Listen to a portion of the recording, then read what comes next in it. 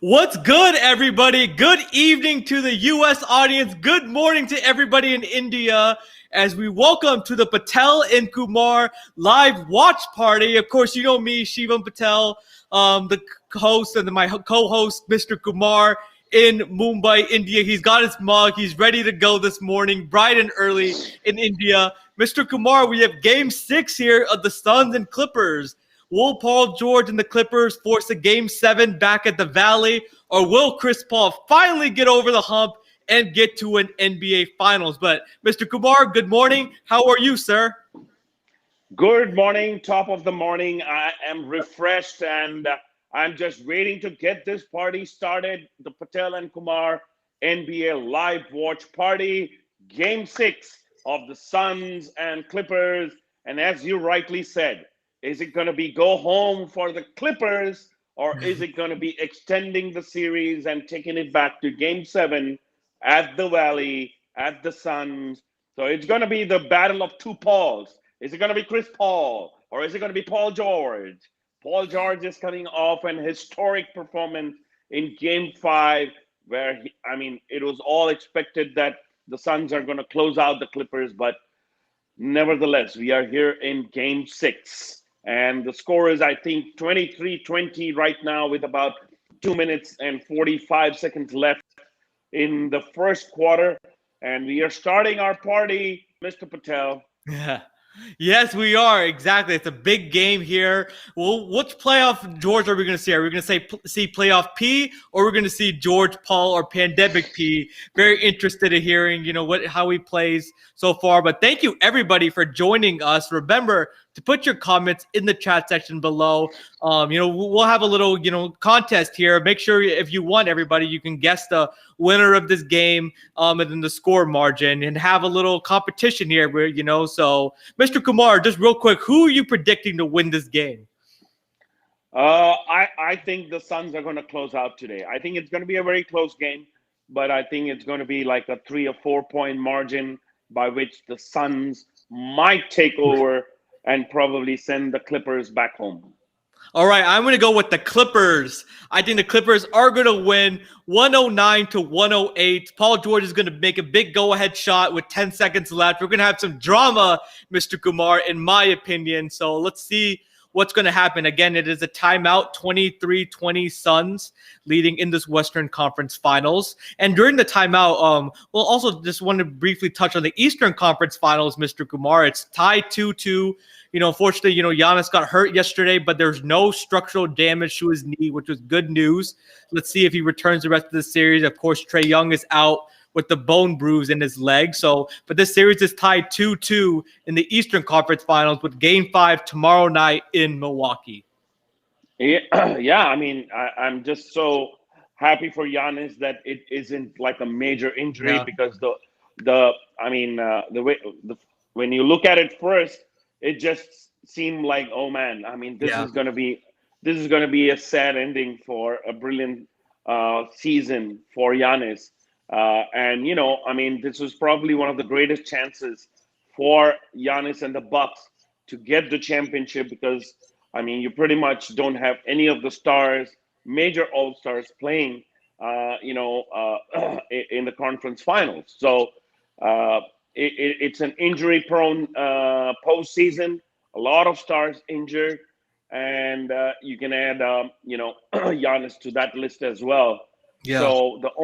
So one of the few all-stars who are not injured and currently playing are probably Devin Booker and Paul George, who are both playing in the Western Conference. Yeah, and Chris Paul, exactly. The Suns, Mr. Kumar, the healthiest team right now in the Western Conference. As Mr. Kumar correctly said, the other teams are missing their star. So let's see if the Suns can take advantage of it tonight as we are getting back into action here in the first quarter. They're winding down the end of the first quarter here. Suns still have the lead 23-20. So, Mr. Kumar, just before we get back to action, what is your observation in this first quarter? Who do you think is playing well? What do you think is happening right now on both sides? Well, I just started, so I don't have much to say about. But yeah, he's on this. But there's a good block on Cameron Payne by Paul George, and the score is still 23-20 with about 1 minute and 50 seconds left for this quarter to end. Yeah, and from what I've seen early, Deandre Ayton has a couple baskets, Mr. Kumar, in the paint. He's the X factor for the Suns. If you look at the games that Deandre Ayton has played well, the Suns have won. So Devin Booker and Chris Paul are going to do their thing. They're going to get buckets, but Deandre Ayton establishing that presence down low is going to be huge for the Phoenix Suns in this game. So that's something A three by Cameron Payne extends the lead to 6 with about 1:20 left in the first quarter of Game 6, Suns versus Clippers. Well, Cameron Payne has been a pain for the Suns. He got injured earlier, but good to see him make a nice 3 and see if he can get it going early. Make it an 8-point game with a nice jumper from the elbow for Devin Booker. He does not miss from that position at all. And Demarcus Cousins makes it a 3 and cuts the lead back to 5. It looks like the Clippers are giving in a little bit with Demarcus. They've been playing the small lineup, but they're going a little bit big so he can match up with DeAndre Ayton. And Demarcus Cousins, Mr. Kumar, he played really well in Game 5. He gave them something, gave them toughness, attitude, scoring, defense. So let's see if he can replicate that same performance. And an answer back by Devin Booker, 31-23. It's like a tennis match going on, 3 and 3, and another 3 by Reggie Jackson at this end. So, did the forecast call for rain in LA, Mr. Kumar? Because it is raining outside the Staples Center right now with 3s as both teams are shooting hot from the field. Clippers scored. I'm a little bit behind from Mr. Kumar, but I see the Clippers have 26. So, yeah, it's 33-26 with 9 seconds to go. For the end of this quarter, Reggie Jackson, and that's a foul called here on Tony Craig, I believe. Yeah. With 5 seconds left to play in this first quarter. Been an up and down kind of game, fast-paced and lots of shots made. So it's great to see this offensive production so far. Deandre Ayton with that last basket, making it 33-26. Yeah. Nice little lob.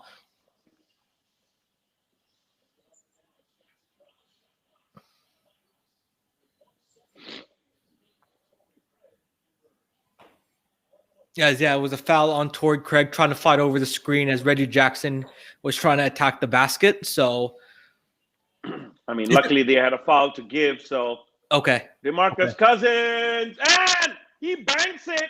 A bank shot for Demarcus Cousins right at the buzzer. 33-29, end of the first quarter. Phoenix Suns are up. Let's see if they can make it to the NBA Finals. So, Mr. Kumar, a big reason that I picked the Clippers to win this game is I saw a stat earlier. Tyronn Lue, the Clippers head coach, is 10-2 in his career in elimination games. So, of course, we all know coming back from 3-1 when he was with LeBron and Kyrie with the Cavs, in a couple years ago in 2016 against the Warriors, the 73-9 Warriors team. And then earlier this playoffs, the Clippers were down 0-2 to the Mavs, down 3-2 to the Mavs, came back and won.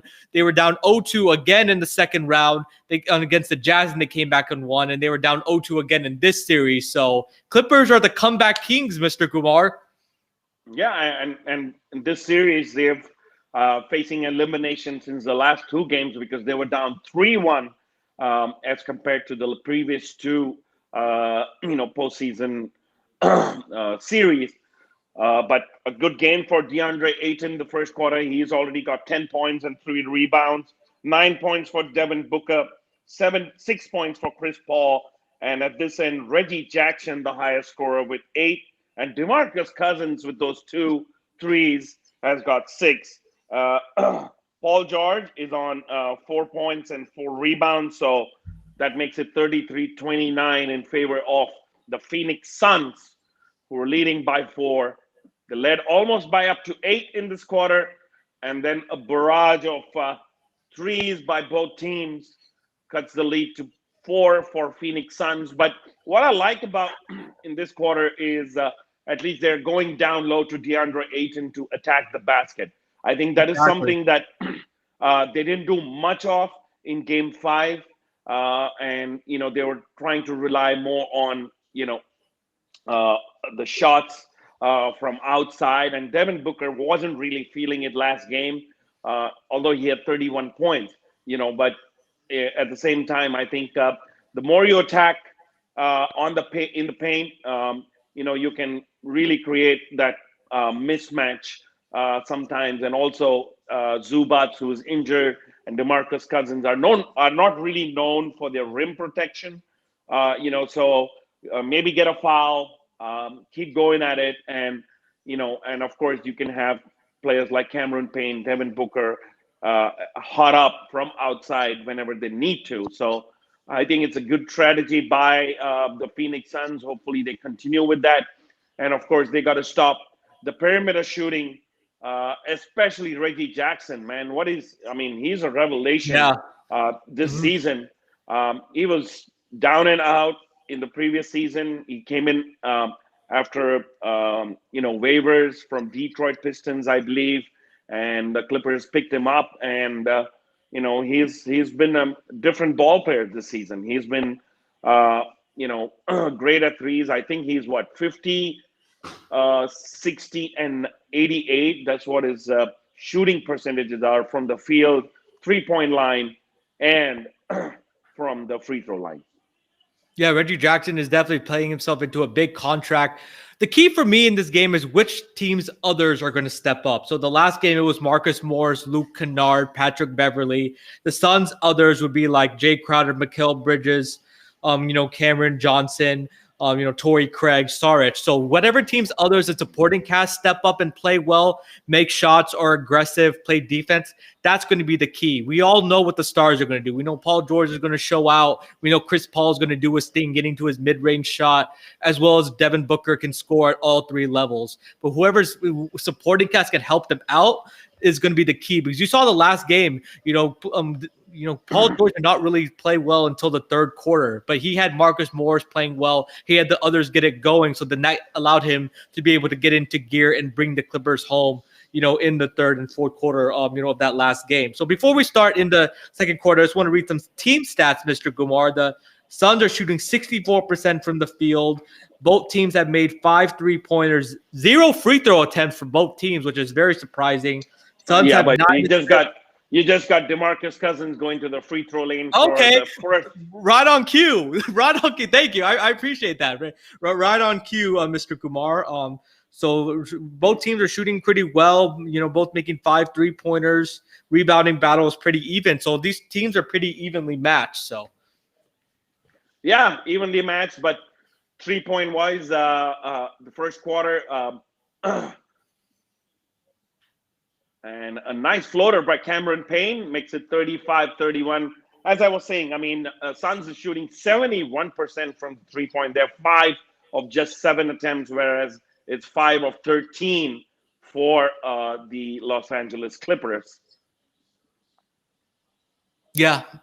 So, yeah, Demarcus Cousins. I'm a little bit behind Mr. Kumar, so I just saw both of Demarcus Cousins' free throws made. So the Suns bringing it back up court. They had the lead 35-33. Yeah. I think it's interesting that they're playing, I don't know what you think about this, but 2 point guards at the same time, Cameron Payne and Chris Paul, for extra ball handling on the Suns side. Yeah, I think that's their plan when, Devin Booker is trying to get some rest. They try to get in 2 point guards there. And, Cameron Payne has kind of proved himself to be a really good scorer, so the scoring doesn't come down. I think that's probably one of the key reasons. And another 3 by Saric. Wow. And Demarcus Cousins attacking the basket, and he goes to the free throw lane again. So he would shoot 2 more. So Demarcus Cousins redeeming himself, maybe trying to get a better contract next season and probably get a more permanent feature in a championship team or something. And he's really proving his worth here for the Clippers in the absence of Zubats.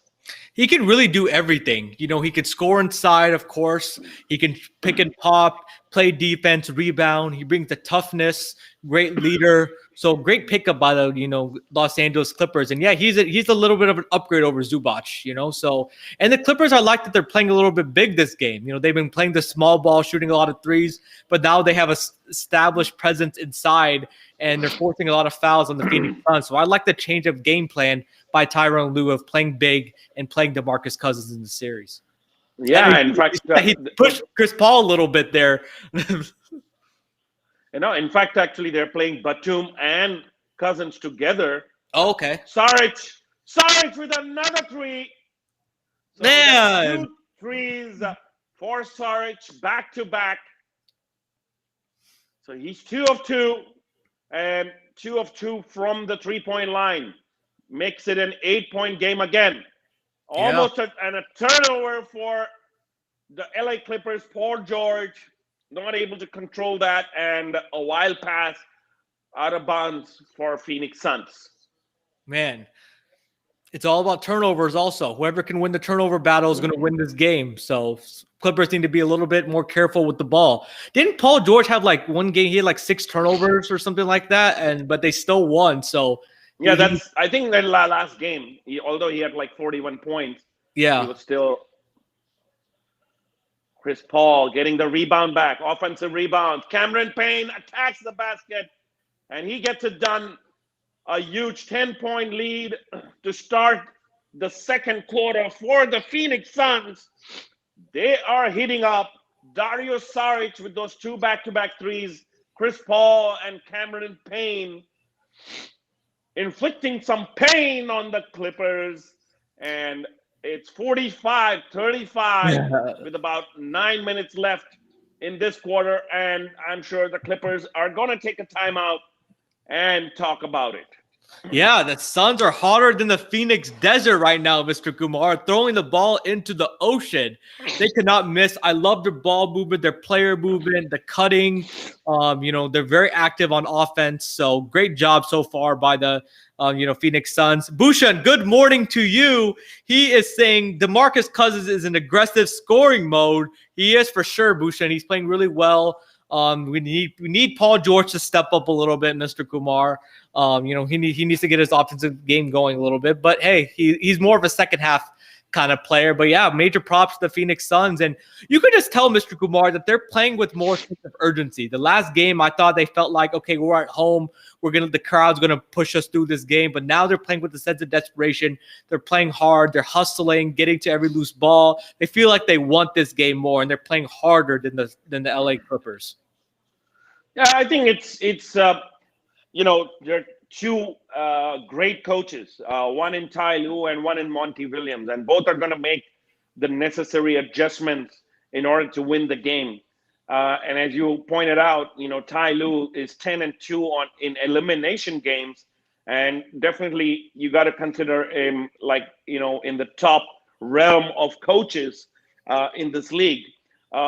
So yeah, I mean, fun fact: Abdel Nader is only the second ever Egyptian player in the history of the NBA. He's a good player, Mr. Kumar. He really is. I saw him in college when he was at Iowa State. They were playing. He's a good player. So I think he's also coming back from an injury, and that's why we haven't seen much of Abdel Nader. But good morning, Bhushan, to you as well, and hopefully you are sipping in some coffee. Okay. Our producer is asking a question. Bhushan, a question. He's saying, are you going for the other LA team? Yeah. So those of you that don't know, Bhushan is a regular on the show.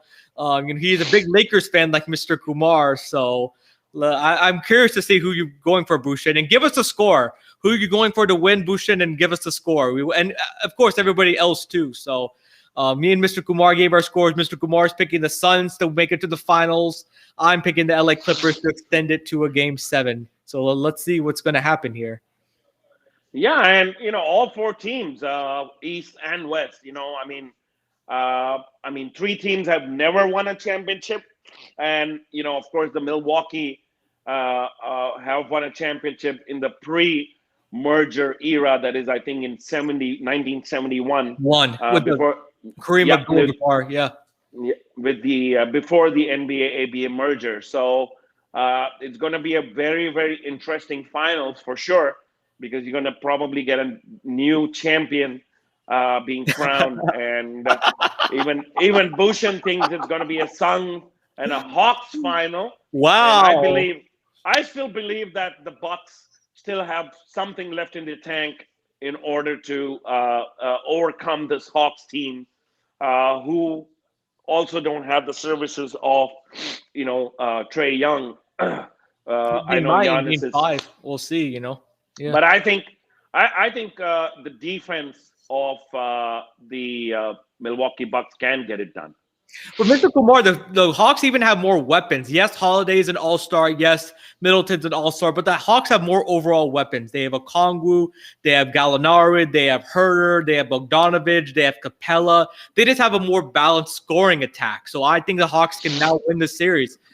So yeah, Rakesh, good morning to you, Rakesh. He is saying Paul George has to prove again that he's not playoff piece. Still, he didn't get the rhythm in this game. Well, Rakesh, I'm going to judge him in the third quarter because, as Mr. Kumar knows, that's when he usually turns it up. So let's see if he's playoff P or pandemic P starting in the third quarter. Oh, it's another foul drawn by Marcus. Yeah, Marcus Morris will go to the line. So this is the fifth and sixth free throw in this particular quarter itself for the Los Angeles Clippers. And Bhushan's also saying Cam Reddish has been a huge surprise for the Hawks. Yeah, Bhushan, Cam Reddish is a talented player. He just came off of an injury, a long injury. He was a highly talented player. He played with R.J. Barrett and Zion Williamson at Duke, and he was a highly rated player. So he has the skills, and he's been playing a key role right now, for the Atlanta Hawks. He's going to have to continue to play well if they want to win this series. So Marcus Morris makes the first free throw, 45-36. And that was the second free throw, excuse me. So the Suns still lead by 9 points with 8:41 left here in the second quarter. Yeah, and Paul George attacks the basket and makes it a 45-38 game. That's what I want, Mr. Kumar. That's what I want. Attack the basket, Paul George. Don't settle for threes. Attack the basket. Put your head down and get to the foul line. And, he's trying to get that switch with Patrick Beverley, but at this end, it was Saric who tried to get in, and Marcus Morris draws that foul, and Saric will go to the free throw lane. It didn't look like a foul as much. I think he got most part of it on the ball, but I don't think the Clippers are going to challenge this call. I would still save my timeout and a challenge for a more crucial time probably at the end of the game, if need be. And Suns are 7 of 9 from the 3-point line. Yes, they were shooting 71%. Oh, that was all ball. 5 of 7, but they're 7 of 9. So they're a little bit hot from the 3-point line. Even with Saric had 2 back-to-back threes. Cameron Payne had 3, and Devin Booker. So it's been a hot stat from the 3-point line for the Phoenix Suns. Yeah, they're shooting really well. Yep, key stat, another Clippers commit the first foul in 16 minutes. Suns at the free throw line for the first time, and we are in quarter number 2. So, yeah, 7 minutes and 40 seconds left. A 6-point lead for the Phoenix Suns. And Devin Booker comes back in. Ayton still getting some rest. And wow, I thought it was a foul on Pat Bev, but no. Batum couldn't get that alley-oop in. Nice shot by Morris, 46-40. Nice shot on the elbow mid-range shot. Clippers cut it to 6 points. A rare miss from the 3-point line for the Phoenix Suns by Tony Craig. Devin Booker passed it up. Wow. I mean, either it would have been a jump ball or something on Pat Bev. Oh, good defensive play by Pat Bev. But as Mr. Kumar said, they could not convert on the alley-oop. Devin Booker brings it back up court. Yep, Craig misses the 3. Who's it out of bounds on? It is Clippers ball, I believe. Clippers ball, yeah. Yeah, Clippers ball. They're showing that replay. Oh no, Pat Bev got all ball. Yeah, but I thought it was more like a jump ball call or something. But Hey, yeah. Patrick Bev in beast mode. Bhushan is saying he's been in beast mode since game like 4, Mr. Kumar. Or so he's been a big part of the series. Oh, well, he's in beast mode right from the start of the season. So, I mean, he always gets And at you. He's hard on you in defense. Marcus Morris he blocked and gets LeBron it. James. I know you remember And that when he it's a blocked. three-point game. 3-point game for the Phoenix Suns. Marcus Morris connects that three. Paul George, that's experience. Whenever you need a basket, you just give the Paul George the ball, and he knows exactly what to do. Make the right choices, pass the ball, or that elbow jumper that he's like almost 100%. He's a walking bucket. Pat Bev gets it, and he's on Chris Paul's face. He is. He doesn't back down from anybody. Yeah, Paul George is a walking bucket, Mr. Kumar. And Patrick Beverley is just nasty. He just brings it to you. He brings that energy. He wants to smoke. So Pat Bev has what a great game he's played so far. And it is 48. Yeah, at the same time, sometimes I know that's his style of play. That's how he is. That's how he has as a person on the court. But sometimes he just gets too excited, too overexcited. And those are times when he needs to probably calm himself down, or his teammate needs to tell him to calm down in terms of trying to control and not commit turnovers or mistakes. But but he gives you 100% on the court every time, and he is charged up. He will be on the defense phase, and he'll bother you. I mean, he'll bother you to the extent of irritating you. That's how he plays on defense. Yeah, he's like that gnat that wouldn't stop coming after you. You keep shooing it away. It keeps bothering you. He's definitely that gnat on defense. I think you're exactly right. But Mr. Kumar, he's showing me in this series, he has some finesse on offense. Did you just see that crossover on Chris Paul? The between the legs, nice crossover, faked him out. He can make the three, get to the basket. So he has a little bit of offensive game that I did not think he had in his arsenal. He's showing that he has the full kit on the offensive end on the floor. He's not just a defender. Yeah, they're looking at a flagrant. That's not a flagrant. Well, who was it on? I wasn't paying attention. Who were they? Crowder on Batum. What happened? Let's see. I'm watching the replay here. Crowder misses the three. Okay. Clippers get the rebound. Oh, we're just rolling up the court. And he trips up Nick Batum. He just trips him up. Oh, okay. I gotcha.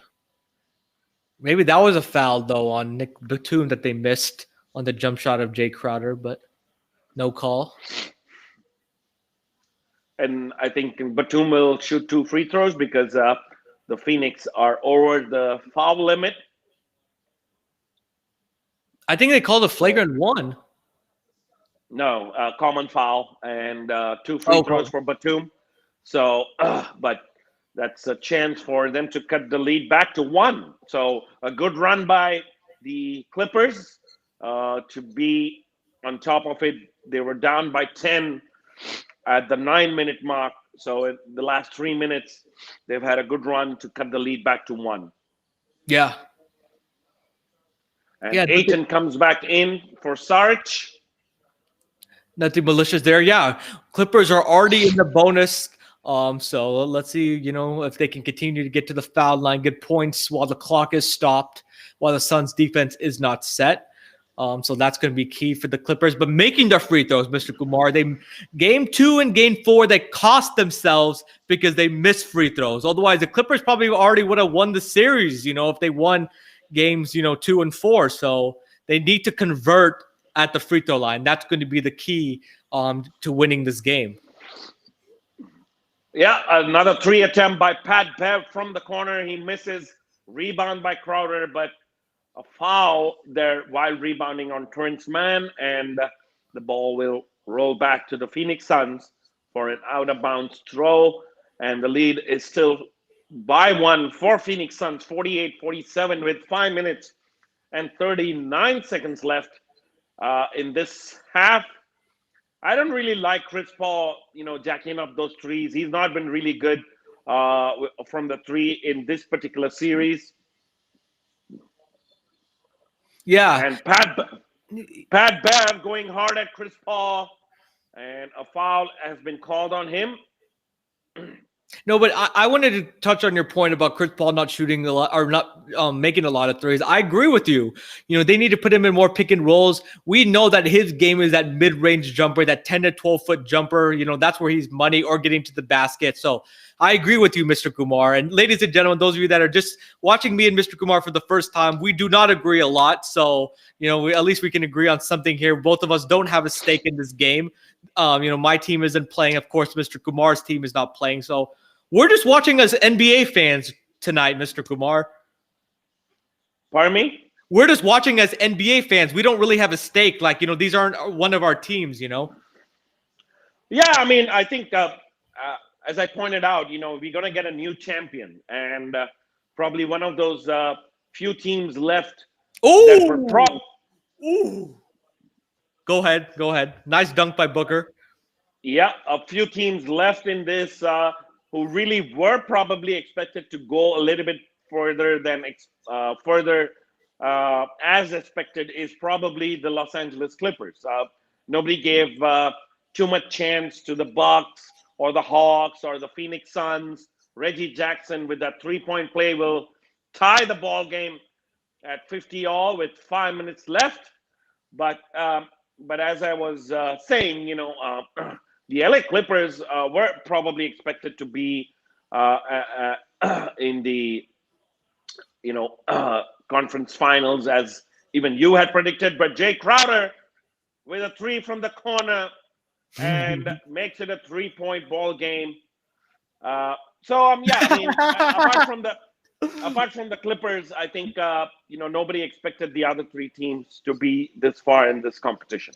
100% agree. And even the Clippers, after Kawhi went down, they weren't expected to beat the Suns here. So great performance by the Clippers. Paul George.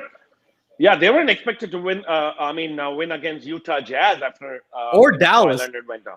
Or Dallas, exactly, when they had Kawhi Leonard. Yeah, no, that's right. But hey, they haven't showed Kawhi Leonard, so I don't know if he's at the game or not. Is he in the suite, or is he actually on the sideline? So we'll see.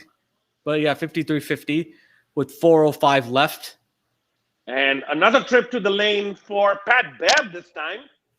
So a lot of free throw attempts for the Los Angeles Clippers, which is bringing them back into this game.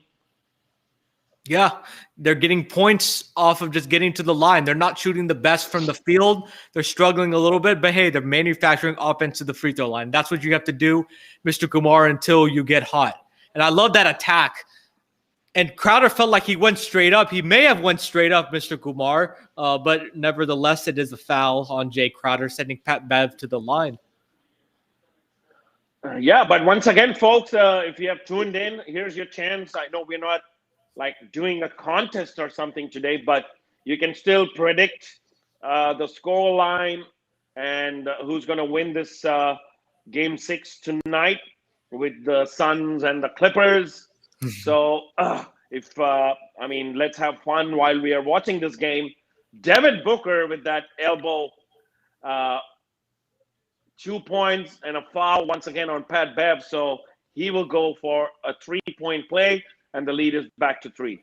Yeah, in this series, they're showing a graphic. In Game 1, Pat Bev was a -5. In the rest of the games, he was like a plus 20-something. So that just shows you the impact of Patrick Beverley. And I like it, Ekalavi. That's a point on comment. He's saying, love how Beverley looks shocked every time he's called for a foul. And hey, but that's like every NBA player, Mr. Kumar. They're like, what? I fouled? Like, no NBA player ever thinks they fouled. So it's pretty comical.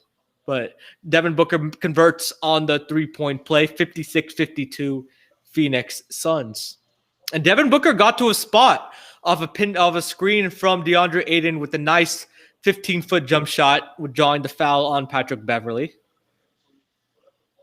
Devin Booker with bless you, Mr. Kumar. 14 points, 6 of 9 shooting from the field. Devin Booker. And another turnover here for Paul, with a turnover there for a 24-second violation. And here on the offense, on the defensive rebound, they were unable to collect that ball, and the ball will turn over back to Phoenix Suns. So a little bit sloppy play by the Clippers the last 2 plays. They ratcheted up the defense a little bit. The Phoenix Suns have. Their rotations have been on point. They're getting deflection. Good pass by Cameron Payne to Jay Crowder, cutting inside, and he banks it, makes it a 6-point game again. Yeah. And the Suns have ratcheted up the defense for sure. Their on-ball defense has been excellent, getting deflections, causing turnovers, getting the Clippers out of their offense. So if the Suns are clicking right now on all cylinders on the defensive end of the floor, and that's why they have this 58-52 lead.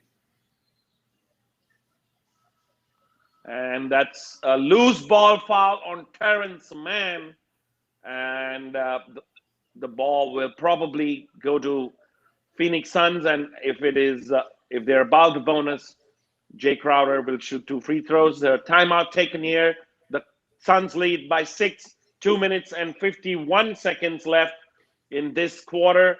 Suns, Devin Booker has been the top scorer with 11, and Beverly and Reggie Jackson are on 11 as well. Paul George has still not really made a dent, in the scoring category. He's still hey, wait till the second half. We'll see.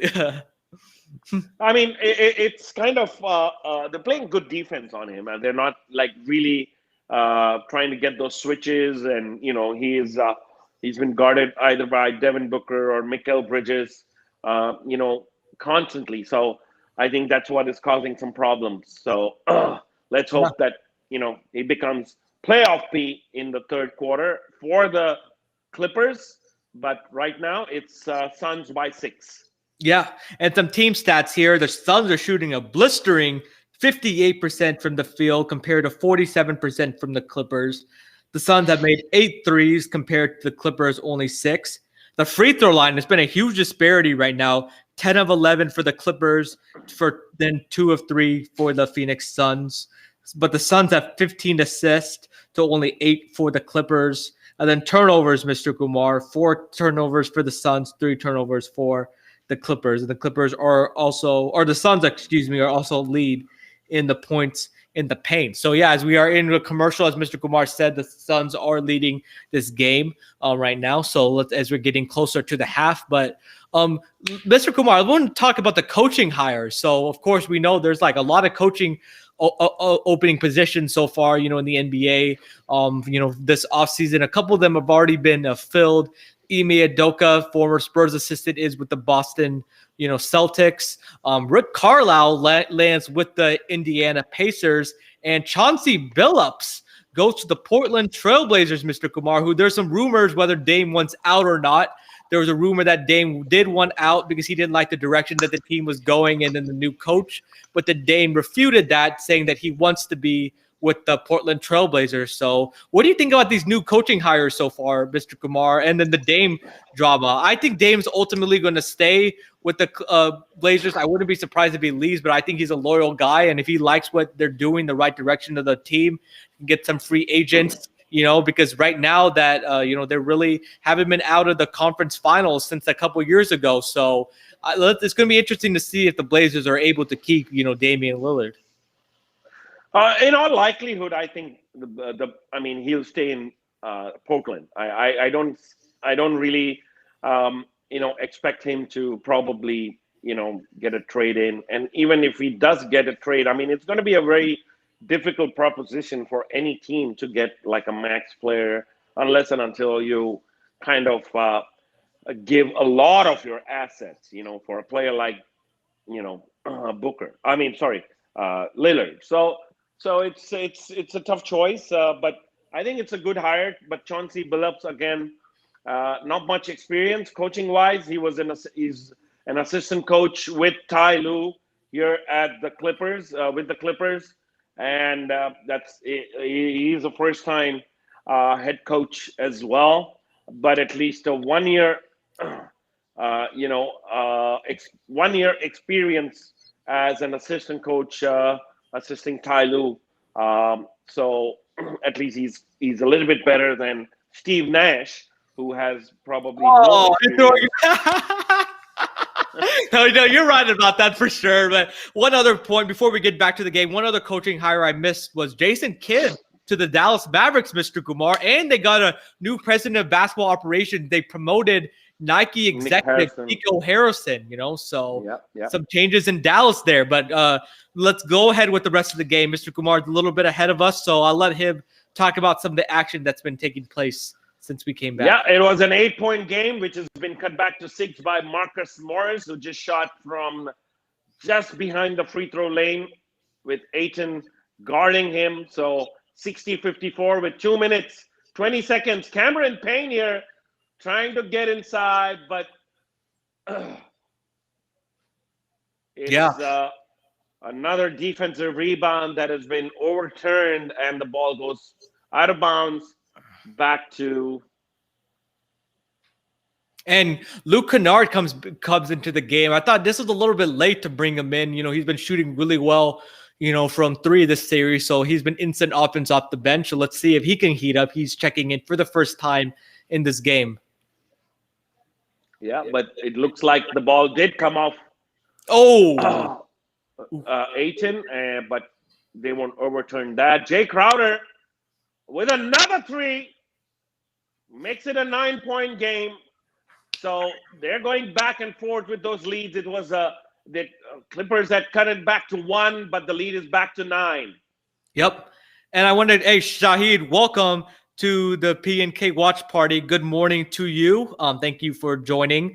And Bhushan saying Jerry Crowder is a rowdy Rathor. I know Mr. Kumar would appreciate that reference. And Bhushan, exactly. Jason Kidd will be coaching Luka Doncic and the Dallas Mavericks. Of course, Luka Doncic right now is playing for the Slovenia national team as they try to get their bid for the Olympics. And did you see his quote today? He said that, hey, he's not getting those superstar calls at FIBA, just like he's not getting those superstar calls at the NBA. I thought that was pretty funny there. Hey, right now, go ahead. Right now, another offensive rebound for Phoenix Suns and a foul on Pat Bev. That may be his 3rd foul, and it'll be 2 free throws for Ayton. But while we're at it, Slovenia just won against Angola, their first qualifying game, 118-68. That was the score. And it was a blowout. I think there are like 4 Olympic qualifying tournaments happening. One in Canada, Croatia, and Canada. Yeah, and I think the winners of all these tournaments will get a chance to play in the Tokyo Olympics, which starts from the 23rd of July. Yeah, for sure. And Shahid, hey, thank you again for joining. Hey, put your score. Who do you think is going to win this game? And put your score margin. We want to hear from you, Shahid. So thank you for tuning in to this episode. And I wanted to answer Eklavias's question. He was asking, Deandre Ayton is the most underrated big man. I don't know what Mr. Kumar thinks about this, but I think he's a top 5 big man in the league. He's proving it right now. He can both score inside. He has that little jump shot. He can block shots. He sets great picks. He has a nice jump hook. He has it all. He's very skilled, Mr. Kumar. He was a number 1 overall pick, over Luka Doncic, of course. And I think he's playing like it. He's playing with a lot of confidence. Chris Paul has instilled that confidence in him, and he's playing really well. And like I said earlier, he's the X factor for this Phoenix Suns team. When he plays well, I think the Suns are able to put it all together and to win. And another underlying storyline from this playoffs is the performance of DeAndre Ayton and Trae Young, 2 players who were vilified for being taken ahead of Luka Doncic. But hey, Mr. Kumar, they're still playing while Luka Doncic is playing for Slovenia. Absolutely. I mean, when you're talking about Ayton, I mean, this is the first time he's got a really big opportunity to play in the postseason, right? I mean, since the time he got drafted, since Devin Booker got drafted, the Phoenix ones were like lying in the doldrums. They didn't even qualify for the playoffs. Now I think this is a trip to the playoffs in like 9 years or something. And, so, so this is the right platform for somebody like Deandre Ayton. And he's showing what kind of improved player that he is. And, his stock is going to rise up after this postseason. And people are going to take him seriously. But, yeah, I mean, he is he's kind of, that one of those really good big mans, that is currently playing in the game. And, he's young and he has a lot of room for improvement. So his game is only going to get better. But this time he's in the free throw lane, misses the first one. Yeah. Yeah, he did miss the first one, but yeah, he's only he's only 22 years old. Devin Booker's only 24. Mikal Bridges and Cameron Payne are like 23. So Chris Paul is like the oldest person on that Suns team. So there are a lot of young, inexperienced players, but they're really stepping up. And misses the second one as well. So it still remains 6-point game, 63-57 with a minute left in this half. Chris Paul comes back in and he's guarding Paul George. Paul George and Chris Paul. Paul George and Chris Paul. Reggie Jackson, way off, just manages to hit the rim, and he misses that one. And Chris Paul would take it slow to end this first half, but there'll be another chance for the Clippers to get back into the game. Yeah.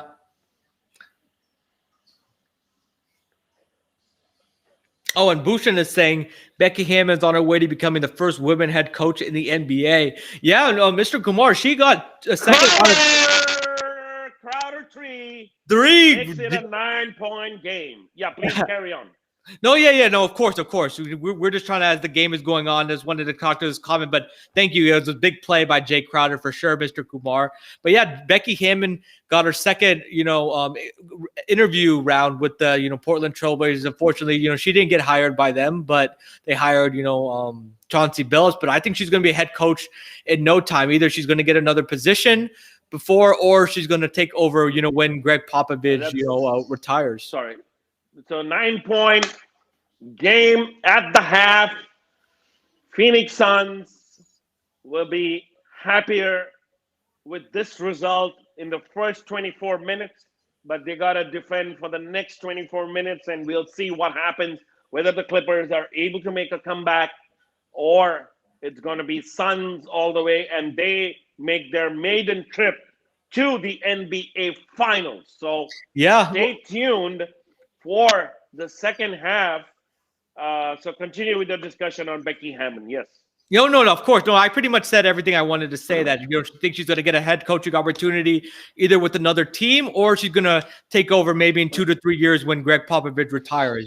So, but Jay, she's getting a lot of exposure, which is really awesome. But yeah, back to the game. The Phoenix Suns, a key for them is to make the Clippers press, make this a close game in the fourth quarter, make them press, make them feel the pressure, rather than letting the Clippers front run and have a lead. So I think they're putting the right amount of pressure on this Clippers team, forcing them to execute on both ends of the floor in the second half. Make Paul George beat them, make them play out of character. So the Suns have definitely had the right game plan. And right now, if they do play the same way that they played in the first half, I think they'll come out on top and win the finals. So, or go to the finals, I should say. So some first half stats. The Phoenix Suns have 17 assists, 4 players in double digits. They're shooting 55% from the field. Jay Crowder has 16 points, Mr. Kumar. So it's a great all-around effort by the Phoenix Suns. Yeah, I mean, and in a surprising turn of events, Marcus Morris is the highest scorer for the Clippers, with Beverly and Jackson at 11. So far, Paul George is just 3 of 8, and he's 0 of 3 from the three-point line. He's not been through the free throw lane. So this just shows that he's not been really aggressive like in Game 5. trying to attack the basket, get to the free throw lane. I mean, you're not really seeing that side of Paul George yet. And hopefully for the Clippers, he's able to turn back the clock a bit and They get need him back to to. playoff P mode. And I mean, this is like redemption for him, right? I mean, um, he's kind of, I mean, always the player who's either you get way off P or playoff P. We don't know that. It's like a 50-50 chance. And of course, you get scrutinized because you're an all-star and all those things. He himself told in the press conference that he's probably scrutinized by the media more often than not. But he deserved So, it. He's the one that in 2018 said, "Call me playoff P." But go ahead, I digress. Go ahead, Mr. Kumar. yeah, I mean, exactly. I mean, that's where I was coming to. I mean, if you name yourself as playoff P, that's the kind of scrutiny that you're gonna get. So Yep. here's an opportunity for him, especially with Kawhi Leonard injured. He has to take the mantle. He has to take that responsibility. Yeah, no, he has for sure. I think you make all great points there. Nothing else for me to add on that. Yeah, but he's already helped himself a little bit with his legacy by scoring a couple 40-point games and leading the Clippers this far. But if he wants to take it to the next level, then he needs to win the series and lead a championship without Kawhi Leonard. Then he'll not get that banter and backlash that he's been getting, for those repeat playoff performances. Like he had some stinkers, when he was with the Pacers against the Heat. When he was with Oklahoma City against the Jazz. He's had some really poor playoff series and playoff games. So he's either going to be pandemic P or is he going to be playoff P? Or as Mr. Kumar said, he has a little name for him, way off P, which I like. That's clever. That's clever, Mr. Kumar. I'll give you that. Or playoff P. We'll see with that. But some team stats here. The Suns are shooting 55% from the field with 10 3-pointers. They're hotter than the Phoenix Desert, as I said a little bit earlier. The Clippers have the advantage from the free throw line, but the Suns have the rebounding advantage, which is key. The advantage with the assist, with 17 assists right now. So the Suns are putting overall a great team effort, Mr. Kumar. And I'm going to take a little break here. Mr. Kumar will give his analysis of the second half. Why don't we both take a short break because Okay. it's half time. Maybe we just put the scoreboard on the screen, but we'll be back in just a couple of minutes. So, but really quick, thank you. Fonzie, what's up? Thank you.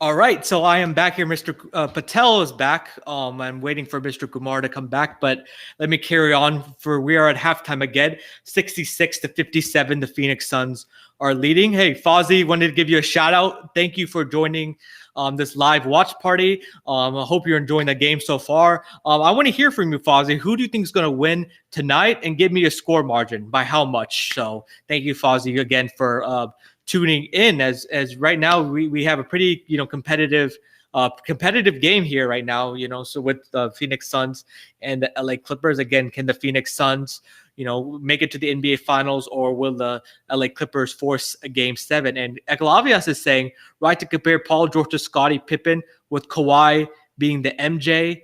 Well, it's fair a little bit, but I think Paul George has a little bit more offensive game than Scottie Pippen. Ekalavias, he has more takeover ability. He's more of a 1A. Scottie Pippen is more of a Robin than a Batman. I think Paul George showed that he can, be a Batman. So I think that, Paul George is a little bit better of an all-around player. Defense, they're the same, but on offense, I think Paul George has more skills and he has more in his bag offensively, shooting the three, going to the basket, shooting the mid-range. And he showed his takeover ability where Scottie, without Michael, really struggled. I know, when he was with the Blazers and the Rockets, he had a chance to make it to the NBA Finals, but couldn't make it over the hump. So I think it's fair. You make a good point, but I think Scottie Pippen is a little bit better of an all-around player. But hey, but good question, Ekalavias, for sure. So yeah, we are at halftime here, and let's talk about the Olympic qualifiers. So, there's been some Olympic qualifying games going on right now, as we are heading into the Tokyo Olympics and, starting July 23rd. So there's qualifying games going on in Serbia, Lithuania, Canada, and Croatia. And some notable NBA players that are, playing in this are, of course, Luka Doncic playing for Slovenia, Domantas Sabonis playing for Lithuania, Boban Marjanovic playing for Serbia, Andrew Wiggins playing for Canada, Nikhil Alexander-Walker, RJ Barrett, so Thomas Sadorinsky playing for Czech Republic. So right now, Canada did win their game 109-79 against, China. And then I believe Slovenia also won their game earlier today. So Slovenia has been doing really well under Luka Doncic. So yes, and whatever those four teams that come out of that qualifying regional are going to be in the Olympics. So that's going to be, pretty huge, for those teams to be the opportunity to be able to, play in the Olympics, such a big stage. Yeah, Slovenia won 118-68 against Angola. So let's see what's going to happen. Of course, we know the USA team, it's pretty much already said there's some great NBA superstars, True Holiday, Chris Middleton, Devin Booker, Bradley Beal, Kevin Durant. So, they're going to be starting their action pretty soon, here. They're going to be starting their training camp. So let's see what's going to happen, in the Summer Olympics. Lots to look forward to, for sure. And Edris, welcome. Thank you for joining this live watch party with me and Mr. Kumar. And, give us, your team that's going to win, who you predict is going to win tonight and by how much. So thank you again, Edris, for joining. And again, everybody, continue to put your comments in the chat section below, and we will feature them live on the show. We're having a great time. The Clippers, just a quick little stat, are shooting 91% from the free throw line to the Suns 57%. So, so hot shooting right now for the Clippers. And as Mr. Kumar perfectly said there, that's what's keeping them in the game right now, free throws, because the Suns are shooting better from three. They're shooting better overall field goal percentage, shooting better from the paint. Suns have pretty much dominated all categories. So Clippers really need to step it up and, play a lot better, execute on both ends of the floor if they want any chance of forcing a Game 7 back at the Valley this weekend. Yeah, it's a make or break game for Clippers. I mean, they really have to get going, or else, it's the end of the season for them. And it's going to be a very disappointing season because, I mean, they probably expected to, go all the way. And this would have been one of the greatest chances for them to win a championship as well. With Kawhi Leonard injured, and I think Kawhi Leonard, I mean, there are rumors that he's not really happy with the Clippers. But The medical staff. sometimes, Yeah. yeah, and sometimes you have all these speculations going on, especially when the team is doing, I mean, worse than what they were expected to do. And, so, but I just don't see Kawhi Leonard going anywhere else. Steve Ballmer, the owner, would really be, is an owner who's willing to spend money. And I'm sure, they would be right there. That's Dario Saric's, and that's Yeah. So a we're little showing bit some of the first half highlights. highlights. Yeah, so yeah, Cameron Payne, we saw that nice attack to the basket. He's made some nice little plays here and there, So Paul George with the nice drive to the basket. So yeah, those are some first half highlights. But yeah, Kawhi Leonard, he has a player option right now, Mr. Kumar, but I don't see him going any other place besides the Clippers. Where is he going to go to? Miami, the Knicks? Because the Knicks have like the most amount of cap space this summer. But yeah, what Mr. Kumar was alluding Well, I know, but there's also speculation that he's looking at the Lakers. I'm really surprised by that. What? But I mean, I'm really surprised by that line of speculation going on. But I just don't really see him I don't ending either. up as a Laker. No. I don't think so either. But yeah, what Mr. Kumar was saying, I'll give you a little bit of back history. So, of course, we know Kawhi Leonard was, has the knee injury, but he thought that, the Clippers medical staff missed it a little bit earlier and they misdiagnosed the injury. So he of course, he has his own doctors, and he's been out. Nobody really knows the severity of the injury or where exactly that injury took place, whether there's any structural damage or anything. He's been, in the suite, during the games, doing his rehab. There's still little questions about whether he's going to come back or not this series. I don't know about what Mr. Kumar thinks, but I personally don't think he's going to return this series. Do you think you see him coming back this series of the playoffs, Mr. Kumar? Well, I don't think so. I mean, Yeah. I think, as being speculated in the media, they feel that it's more like an ACL tear. You saw him in the stands the other day, watching the game with his family.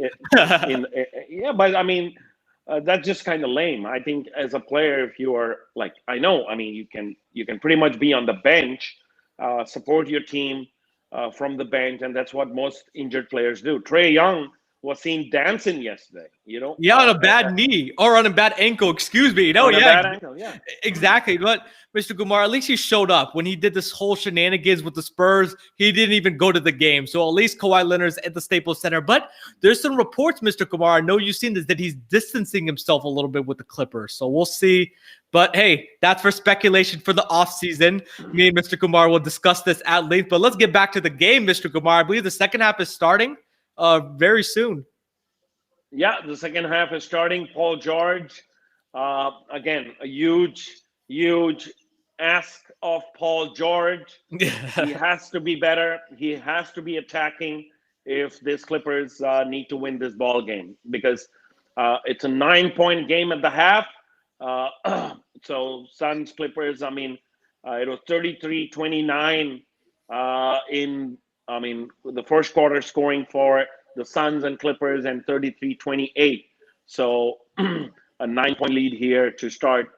And Paul George gets a foul immediately, right in the first few seconds. I like it. Attacking the basket, putting your head down. When you're struggling, Mr. Kumar, get to the free throw line, see the ball go through the net, and that'll get you confidence. So I like that mentality by Paul George coming out of the locker room. Yeah. So probably giving the ball to Paul George. It was a little bit of a questionable call, but hey, he got to the foul line nevertheless. So Monty Williams doesn't seem like he agrees with the foul. Looks like he slipped more than he was pushed, but he's 3 of 8 with 6 points from the field. So it's been a struggle for Paul George. So Monty Williams. No, it wasn't a shooting foul. My bad. It was not a shooting foul. So let's see. So Paul George. Oh, I saw the first foul. He drew another foul, and this was a shooting foul. So it was on Mikal Bridges, I Yeah, believe. but Monty Williams challenges this play. Oh, okay. No, he clearly hit him on the elbow, and then the shooting hand. It was a good call by the refs. Yeah, but just to talk about, I saw Rondo on the bench there, but he was expected to probably. Rondo. He was expected to play a major role in this postseason, but he has not been that effective for the Clippers. He got traded from the Atlanta Hawks, just during trade deadline, and to shore up that backcourt for the Clippers. But he's not been playing too many minutes, at least in this particular series, and as well as the previous series. He did play a role in the series against the Mavericks for the Clippers, but the last two series, he has been a no-show. Yeah, but Terrence Mann has taken his minutes after that big performance against Utah. Terrence Mann is just a younger, better overall point guard. He has more size to him. Patrick Beverley has also taken his minutes at the guard spot with his defense, ability. So, yeah, that's Rondo is not playing right now. Currently, he's like the fourth or fifth guard off the bench, so they're rolling with Terrence Mann and Patrick Beverley. And so far, it's worked, Mr. Kumar. So, but I don't expect to see Rondo this game, or maybe even the rest of the series, unless those guys get into foul trouble. He's just been overpassed by both of those guys. Yeah, and Reggie Jackson has taken up. Yeah, and Reggie Jackson. Mantle of the scoring, and he's been one of the top scorers for the Clippers, and he's had some phenomenal plays at crucial times for the Clippers in order to bring them back into even the previous two series as well as this series. Yeah. Reggie Jackson has been unbelievable. We all knew his scoring ability. In OKC, we saw it, coming off the bench. But then he went to a situation in Detroit where, he wasn't getting the minutes. And even if you remember last year, Mr. Kumar, in the bubble, he did not play at all. He was a DNP a lot of these games, but now he's showing it. He's showing his scoring ability. He can get hot. He's been their closer. When Paul George struggles in the fourth quarter, the Clippers run their offense through, Reggie Jackson. So he's been a very effective player for the Clippers, and he's going to get overpaid, and he's going to get a big contract next year, whether it's going to be with the Clippers or it's going to be another team. So he's definitely earned himself a lot of money, this postseason. Yeah, and in the other side of town, Dennis Schroeder is expecting a payoff of $100 to $120 million. And I don't know whether he'll still be a Laker after the July 1st. Does it start today? No, I think it's got pushed back a little bit. Free agency you're talking about, right? Yeah, free agency. Yeah. Let me look it up, but go ahead, continue. So, but they did not overturn that call, and Paul George did go to the free throw line and make the first one. Just a quick note, Mr. Kumar, free agency will begin August 2nd at 6 p.m. Eastern time. So about a month away. Got pushed back a little bit. Again, the NBA season dates, the training camp starts September 28th, and next season starts October 22nd. 19th, okay. 19th, and the draft is in late July, so everything got pushed back a little bit. But they did not overturn that call, and Paul George makes the first free throw. Ooh, a rare miss for Devin Booker from inside the paint. It's an 8-point game so far, and a foul here on Chris Paul, and Reggie Jackson will go to the line.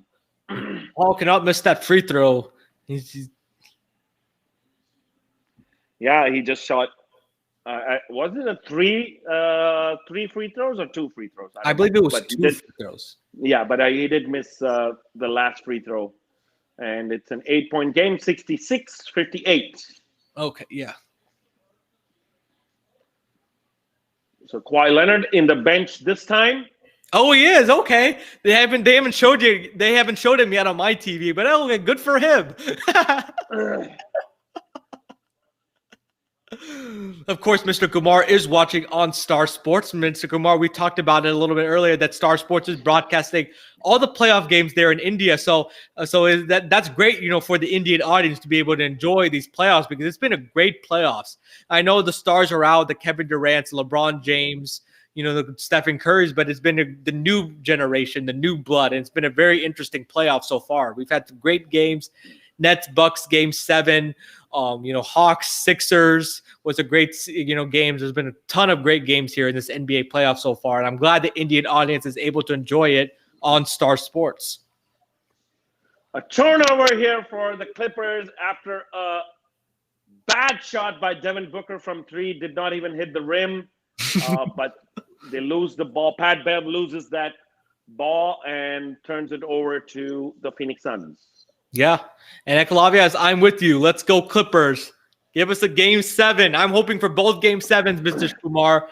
Both series to go 7. Cross the fingers. A good block here by Deandre Ayton, but the ball is won by Reggie Jackson. Morris gets the ball. Oh, nice up and under for Morris.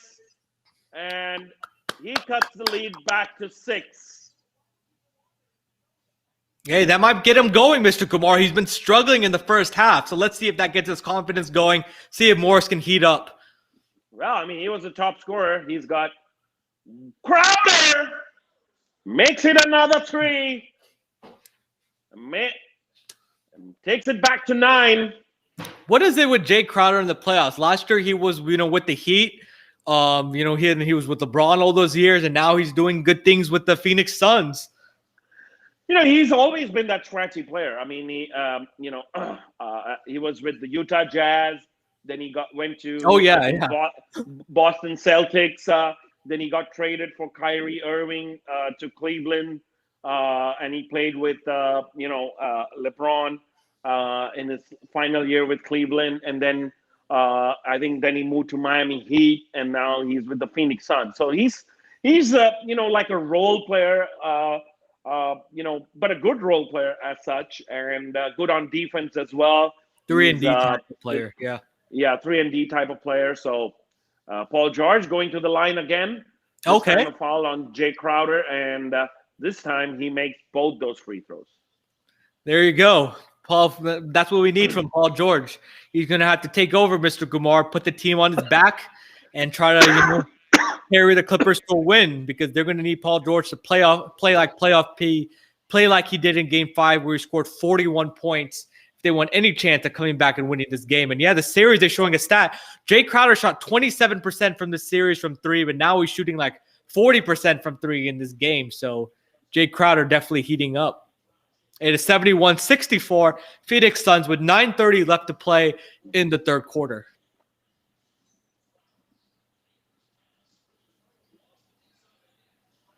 Ayton is grabbed by Reggie Jackson, and don't know whether it's going to be a shooting foul, but a mismatch right there, and Reggie Jackson had no choice but to foul on DeAndre Ayton, or else he would have eaten him up. Barbecue chicken, as Shaq would say. Yeah, as I rightly said, not a shooting foul. DeAndre Ayton inside, and he makes it count this time. A nice lob pass by Chris Paul. Terrence Mann, Marcus Morris, back to Terrence Mann. Terrence Mann hits that 3. And he misses again. A 9-point game. Chris Paul with the ball. 8 minutes and 39 seconds left for the third period. Chris Paul, elbow jumper. A miss. And rebound by Paul George. That's usually his spot. He's money in that spot, Chris Paul. But hey, unfortunately, good thing for the Clippers, he missed. But he's been playing well this game. Crowder with another foul on Terrence Mann this time, and Terrence Mann trying to beat him and get inside, but he will go to the free throw lane. So a lot of free throws coming up for the Clippers in this period, and that's his 4th personal foul on Jay Crowder, so he will go back to the bench. Yeah, that's good for the Clippers that they got Jay Crowder in foul trouble because he's been burning him offensively and defensively as well. And it looked like, that was he got, some ball there, but he must have got some hand also. A little bit of the hand. Yeah, it did get a little bit of the hand, and, that's no way that's going to be overturned even if the challenge is on. But I think Monty Williams has exhausted his challenge. Oh, that's a foul for sure. Yeah. And Trent's man misses the first free throw. Man, what happened, Mr. Kumar? I guess I jinxed them. They only missed 1 free throw coming into this third quarter. And now they missed like 3. So Clippers, make your free throws or you're going to be going home. 8-point game. Okay. But good drive, though, by Terrence Mann on Jay Crowder, and I like how hard he was going to the basket to be able to draw the foul. So great play, and we need more of that. Clippers need to stop settling for threes and start driving to the hole and drawing fouls and getting to the lane. Get some easy, high percentage shots. Mikal Bridges somehow managed to get that in. Foul and a 3-point play, and a lead is back to 10. It can be 11, probably the highest lead for the Phoenix Suns in this game. Yeah, free throws right now. Clippers 16 for 19 from the free throw line. Phoenix Suns 4 of 7. So Clippers are getting there more often, but they're not converting. But yeah, that was an acrobatic shot by Mikal Bridges. Reggie Jackson tried to draw the charge, but Mikal finishes.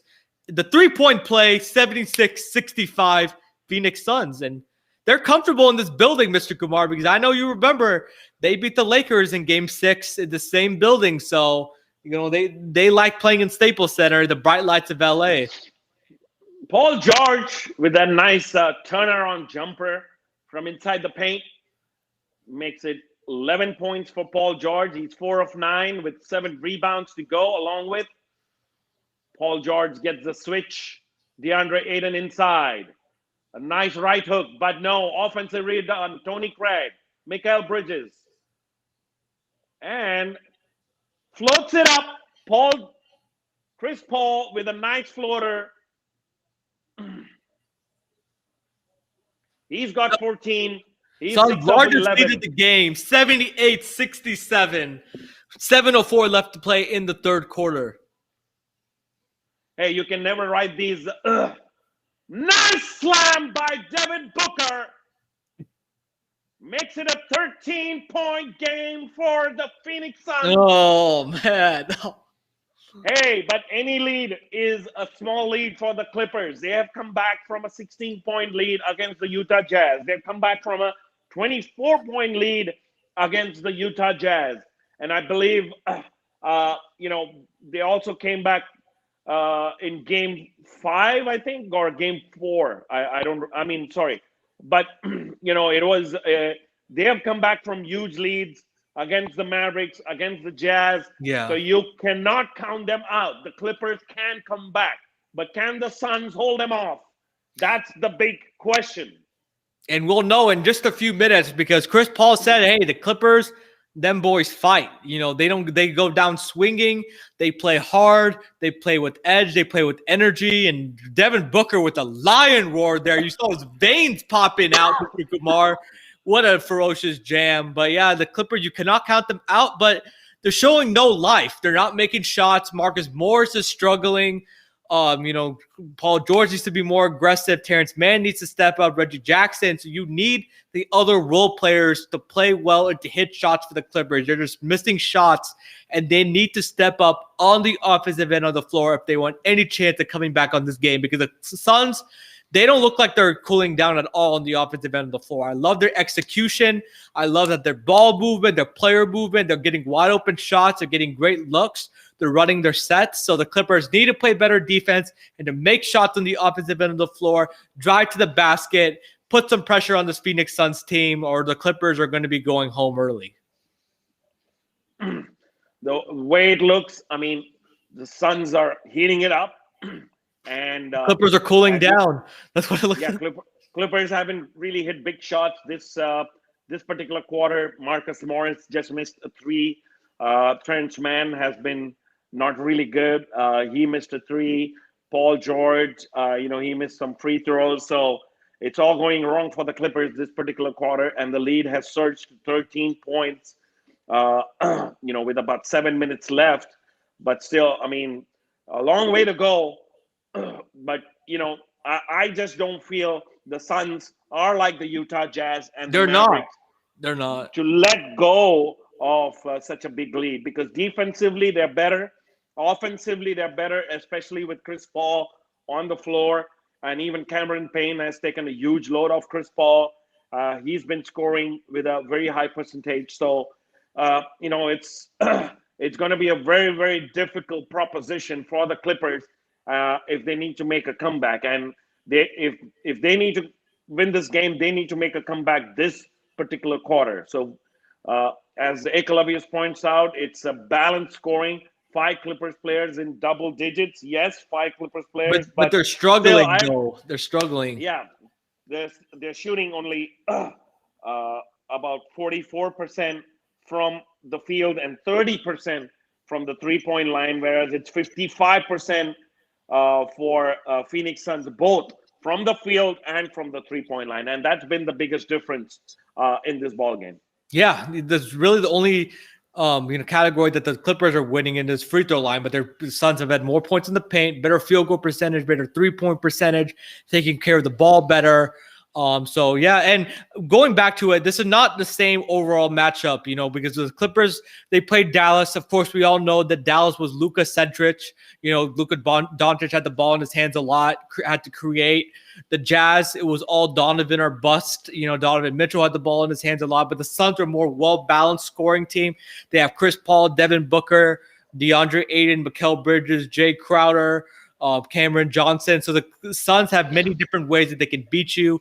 As Mr. Kumar said, they play better defense. They execute better on offense. So the Suns is a whole different animal for the Clippers than even the Mavericks or the Jazz were.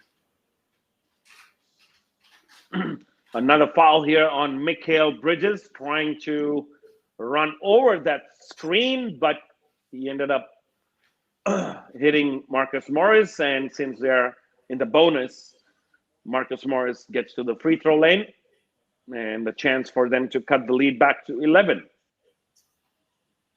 You're getting to the free throw line. The question is, can they convert? Can they make those free throws? Make the Phoenix Suns pay for fouling? Because they foul. I think even if they make the free throws, I mean, you're not going to get too many free throw, attempts. I think they need to up their scoring a bit. They need to make some good plays, and that's it. I mean, they missed another free throw there. Marcus Morris misses another free throw. They need to also, I feel like the Clippers are also going a little bit too much one-on-one, forcing that, trying to get a shot, without limited ball movement. They need to attack the basket, force the defense to collapse and kick it out. They need to trust one another a little bit better. They need better ball movement. They need to play less one-on-one, because that's going right into the Suns' defensive game plan. Another good pass who was Mikal Bridges, who was cutting through the lane, and he scores, and the lead is 14, 82-68. Morris makes a 2 and cuts the lead to 12 with 5 minutes and 50 seconds left in this quarter. Yeah, great play by Morris. They need him to get going, Mr. Kumar. He needs to start making. He's the highest scorer. He's got 17 points, I believe. He's the highest scorer, 18 with that single free throw he made. But he needs to be more aggressive. He needs to get near 30 points. Paul George needs to get close to 20 to 25 points. They just need scoring ability. Marcus Morris can heat up, and I think he needs to continue to be aggressive and look for his own shot. Reggie Jackson launches that 3, but misses, and rebound by Devin Booker. Chris Paul, rebound, and a rebound by DeAndre Ayton, but he's been fouled.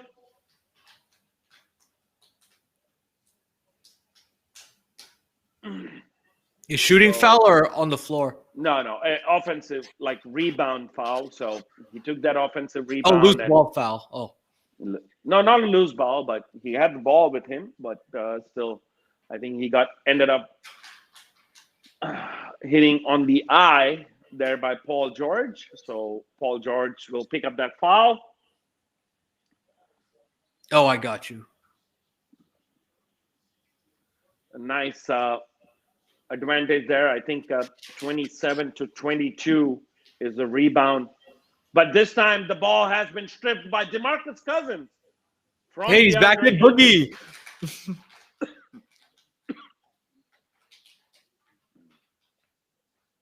Cousins, 3-point attempt. No good. Mr. Kumar, you know who also has been very quiet in this game? Reggie Jackson. He's not having one of those Reggie Jackson type of games. Making three by Tony Craig. Oh, I was hoping you were going to say Reggie Jackson. I would have been like right on cue. But 15 points lead. Reggie Jackson has been quiet. We know he can score at all three levels, going to the basket, mid-range from three. He needs to have one of those kind of games where he heats up, he makes shots, gets less pressure, forces the defense to get up on him and opens it up for the other players. So I need Reggie Jackson to be more aggressive offensively and to make more shots because he's been awfully quiet in this game. Paul George gets to the free throw lane again. But we need Reggie Jackson. We need to get the ball to Reggie, and Reggie needs to do some work like he was doing early in the series because he is a key for the Clippers. When he plays well, the Clippers usually win. So they need Reggie Jackson and Marcus Morris to step it up. So converts that first one, cuts the lead back to 14. Chris Paul will go back to the bench and get a little bit of rest. And Cameron Payne will check back in for Chris Paul. So 13 points for Paul George. Devin Booker with that easy lay-in. Nice screen at the top of the key, and he just comes back in. Nobody to switch him over, and that's just bread and butter. Bread and butter. A nice steal by Tony Craig here on a pass by Paul George. And Mikal Bridges scores. It's a 17-point game. It's just the Suns others. 72. The Suns others are stepping up. Mikal Bridges, DeAndre Ayton, Torrey Craig. So they're making shots, and the Clippers just what happened to their defense? Devin Booker had a straight line drive to the basket. He had another floater. They're just having defensive breakdowns at the worst possible time. And Devin Booker scored 16 points on 7 for 17 from the field. And it's 89-72 Phoenix Suns. Mikal Bridges, 89-72. man, what a game Mikal Bridges has had also. He's been very impactful. And timeout. He's been impactful. I mean, he was right from the start of this postseason. He has been, he's had those spurts, even with the Lakers. He was great in stretches, even against, Denver was, almost like a cakewalk for the Phoenix Suns. Even the first and second game against the Clippers in this particular series, he had some, really good, crucial basket at, crucial times. And so he's stepping up. He's really stepping up. All these young players, they're showing that they are born for this kind of situation. They're ready for the situation. Exactly. The moment is not too big for them. They're ready to step up. I think Chris Paul is still that confidence into them. They know they where their spots are. They're not trying to do too much. They're stepping up, having confidence and hitting big shots, and it's showing. The moment is not too big for this Phoenix Suns team, and they're playing their very young team. Chris Paul being the oldest player, but the young players are showing that we can step up. We are ballers, and they're making and hitting key shots for this Phoenix Suns team, and that's why they had this lead on the Clippers. Yeah, we are still live, right? I don't see that live. No, we are. At the top. We are. Okay. Yeah. We are still live here. Yeah, ladies and gentlemen, we want to hear from you. Are the Clippers going to come back from 17 points down, or are the Suns going to the NBA Finals? Put your chats in the comment section below. Mr. Kumar picked the Phoenix Suns to win this game. He's looking pretty good in his prediction. I picked the Los Angeles Clippers.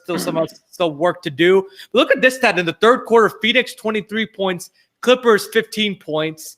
Phoenix is shooting 10 of 17 from the field, while the Clippers are only shooting 3 of 9. So the Suns have been hot, Clippers have cooled down, and that's been the story of this third quarter so far. Demarcus Cousins is back into the game. Good pass to Nicholas Batum, 89-74. Another foul, and that's going to be on the floor on Torrey Craig. So Paul George trying to attack the basket at all times.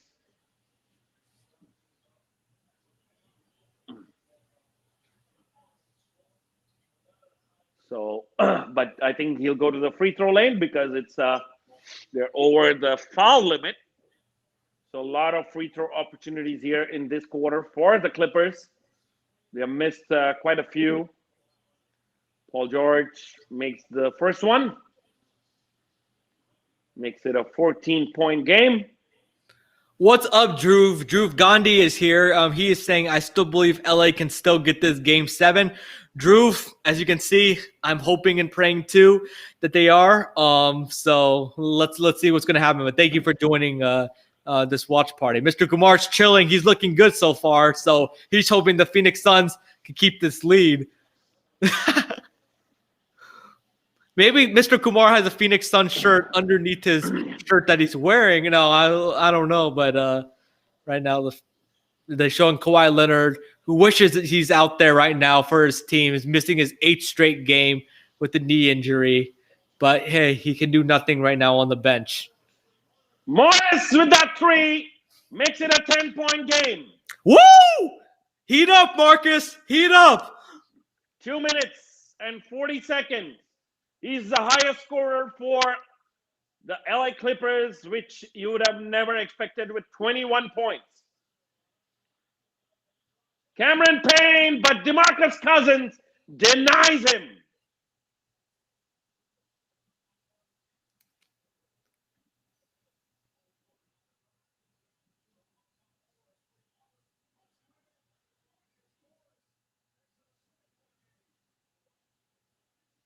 Hmm. 8 seconds left on the shot clock. Pass inside to Craig, but tapped out of bounds by Marcus Morris. Devin Booker gets free, and he misses. So he's not been really shooting well this particular game. So can they make it single digits? Paul George misses. Demarcus Cousins. Rebound Ayton. Oh, you paused there for a minute. I was like, something big happening? I was hoping, Mr. Kumar. Devin Booker is only 8 of 19 from the field for 18 points. So it's not been a great game for Devin Booker. Paul George. Saric comes back. Batum! 3! 6 points! 10-0, the run for the Clippers. And looks like it's game on. Game on. Woo! 89-82. 143 left. The game is heating up, Mr. Kumar. We have some fireworks going into the fourth quarter. Who will win? Will Chris Paul and the Phoenix Suns make it to the NBA Finals, or will the Clippers force the Game 7? We'll see. We're going right down the stretch here. Man, it is getting hot in here. Timeout, Phoenix Suns. And the crowd, Steve Ballmer is going crazy, Mr. Kumar. He cannot contain himself. And the Clippers, like Mr. Kumar said, are on a 10-0 run, and it's a timeout by the Phoenix Suns. It looks like the Clippers don't wake up until the lead is a huge lead or something, because that's how they play. I mean, they've had so many games where they have come back from huge margins to win the game. So I think it's like a wake-up call for the Clippers. They've cut the lead to 7, which was 17 just a few minutes ago. The highest lead for the Suns. And, last couple of possessions, the Suns haven't really executed that the way they should have. So hopefully, No, the they're Clippers sloppy. don't. Some turnovers. Hopefully, they don't run out of gas. That's the only question. Well, yeah, the Suns have been a little bit sloppy. Turnovers. Clippers have gotten into transition, playing a little bit fast, making the shots there, Mr. Kumar. And yeah, the Clippers don't really. They feel like they could turn on the switch, so they don't turn on the switch until either they're down in the game or they're down in the series 0-2, 3-2. That's when the Clippers usually turn it on. But we'll see if it's enough, as we're getting close to the end of the third quarter. But nice corner three by Nicholas Batum. The crowd is going crazy. Steve Ballmer is going berserk out there. So we Three by Chris Paul. Oh, and everybody just left him wide open. I don't know why Pat Bev was trying to probably guard somebody else. He switched over, and Chris Paul was left totally free. And an offensive foul on Paul George.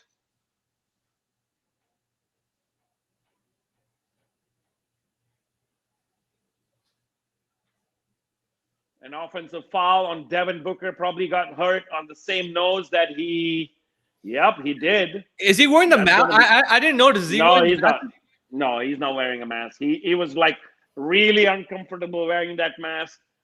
He had a huge problem in that game too, wearing the mask. So I'm sure that's why he's not. But he gets hit on the nose by a swing from Paul George. I wonder if they're going to look at this, because they've been. No, I don't think.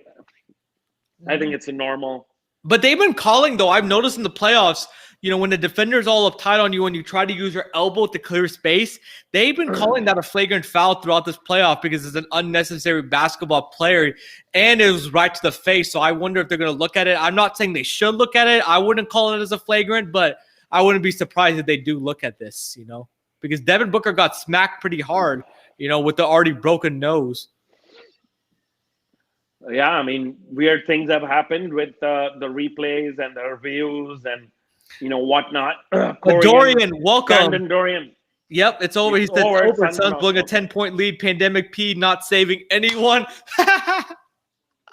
Hey, he can't even save himself sometimes, Mr. Kumar. So I don't know. We'll see. We'll see about that. But yeah, are they reviewing it or no? I'm a little bit behind, Mr. Kumar. I think they are because the game has stopped and players are near the benches. So I guess it is being reviewed. Man, Devin Booker's nose looks super messed up there. He's got hit many times on that nose there. He had a broken nose. He was wearing the mask, and then he said, "I just can't take it anymore." He had a horrible Game 3 performance. No, but tonight, Mr. Kumar, I don't think it was reviewed. Oh, it's not reviewed. Okay. But he has 18 points, 8 of 20 from the field tonight. He's been playing really well. Oh, no, but Camden is saying it's a flagrant 1 on a PG. So, Camden, is that your opinion, or did they get called that? Chris Paul goes inside. Oh, no, it was it was nothing, right, Mr. Kumar? I don't think so. No. They just threw it out of bounds. Oh, okay. I'm a little bit behind.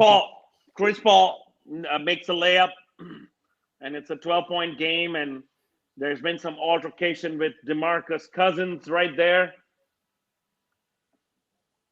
Oh, okay. After the shot, that is. Demarcus Cousins always getting into some scuffle with somebody. Oh, it's Chris Paul and Demarcus Cousins? Oh, I think they're going to review this. Oh, come on. I got to see the replay. I didn't see what happened in real time, but it was on a rebound. I think it's, it's after the rebound, so they're going to review it. He did throw this elbow out a little bit. I don't know whether it was intentional. But that was a flop, though. That was a flop. Yeah, but a good job. That's a good job by Chris Paul on selling that, particular elbow. That was definitely a flop. He acted like he got smacked right on top of the head where he barely brushed an elbow. So great acting job by Chris Paul. Just like he tried to do last game, Mr. Kumar, against Patrick Beverly, drawing that foul where he fell hard on his back. He tried to flop again, but let's see if the refs are going to buy it, Cousins going to get a T. That's what Camden Dorian. I hope you're wrong, Camden. With I don't think that's anything. What do you think, Mr. Kumar? I think that should just be a play on. I think refs should just know that Chris Paul flopped and it's minimal contact. It's just a play on. Chris Paul He did try to do something with his elbow there.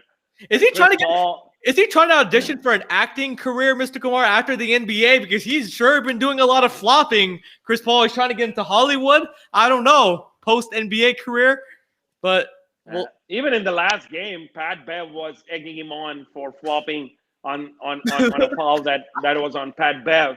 He did flop though. I don't know what you think about it, but he definitely did, flop the last. Yeah. He did flop though. But I mean, he does a good job of trying to win that foul. So Bush and Suryavanshi says Chris Paul wins the Oscar.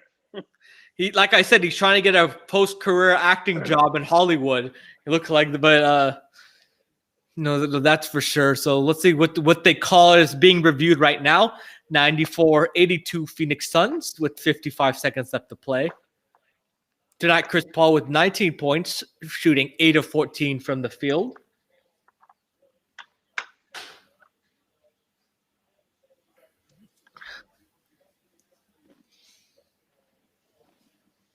Let's see what they call here.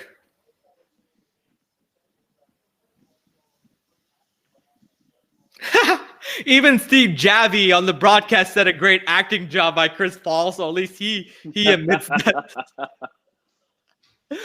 Oh. See, Javi just said they should call a technical foul on Chris Paul, but not, or on Demarcus Cousins, but not a flagrant foul. Yeah, Bhushan, he's auditioning to give a special appearance on Space Jam 2. So, technical foul on Demarcus Cousins. I still don't think it should have been a tech, but I guess with the elbow. But it's all reputation. If that was any other player, I feel like it would have been a play on. But Demarcus Cousins has that reputation of being a hothead, of being over the line a little bit physical. So I think that's why he got that technical foul. It was on reputation rather than whether that was an actual technical foul. Well, he did extend his elbow out, after, like, it was almost like an unnecessary move. But Chris Paul misses that one. So ball don't lie, as they would say.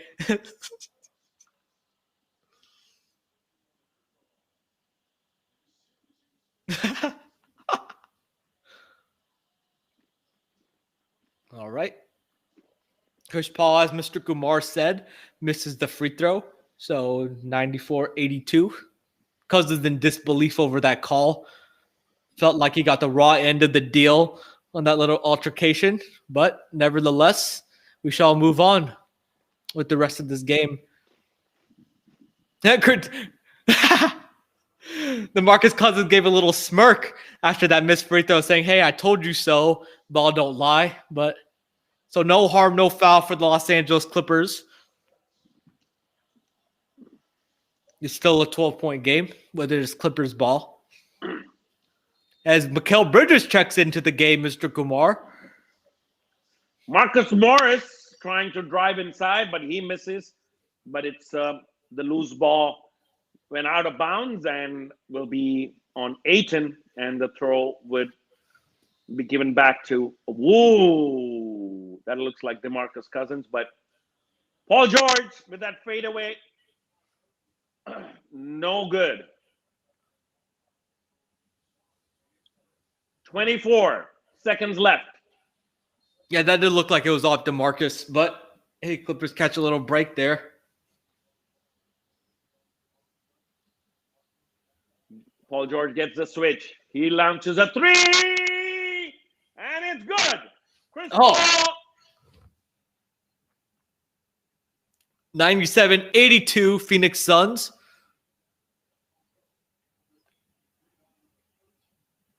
Three by CP3.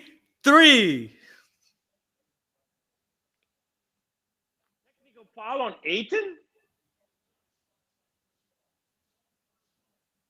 Kanan is saying this game is over. Kanan's still a whole quarter left to play. It looks like Mr. Kumar is a little perplexed by a call on Ayton. I have not seen what's happened so far, but why did they call a technical foul on Deandre Ayton? I can't even.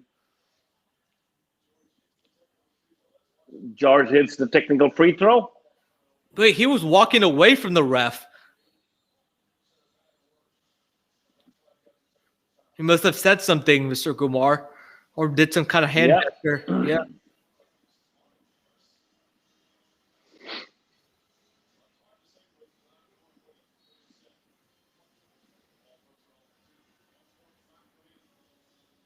.5 seconds remaining in the clock for the end of this quarter. Looks like the Phoenix Suns will go into the fourth quarter with a 14-point lead. Devin Booker launches it. A Hail Mary. But no, it's no good. Don't worry. What did he do? I still don't understand what Deandre Ayton did on that take. He looked at the ref, I guess, and then he looked away, or I don't understand that. But hey, I'll take it. Hey, sometimes these referees are so weird. I mean, they just call the lamest fouls. They just, have these stupid rules on review and stuff. I mean, it's pathetic. Like that one call, like Luka was staring down that one ref and he called him a technical foul. Just these technical fouls are just idiotic, over the line. That did not make any sense. Maybe he was wearing the wrong color. He was wearing the orange. I don't know. Well, he said the N-word. Oh, okay. I didn't even see his mouth move, though. He didn't say anything, I thought, but I don't know. What?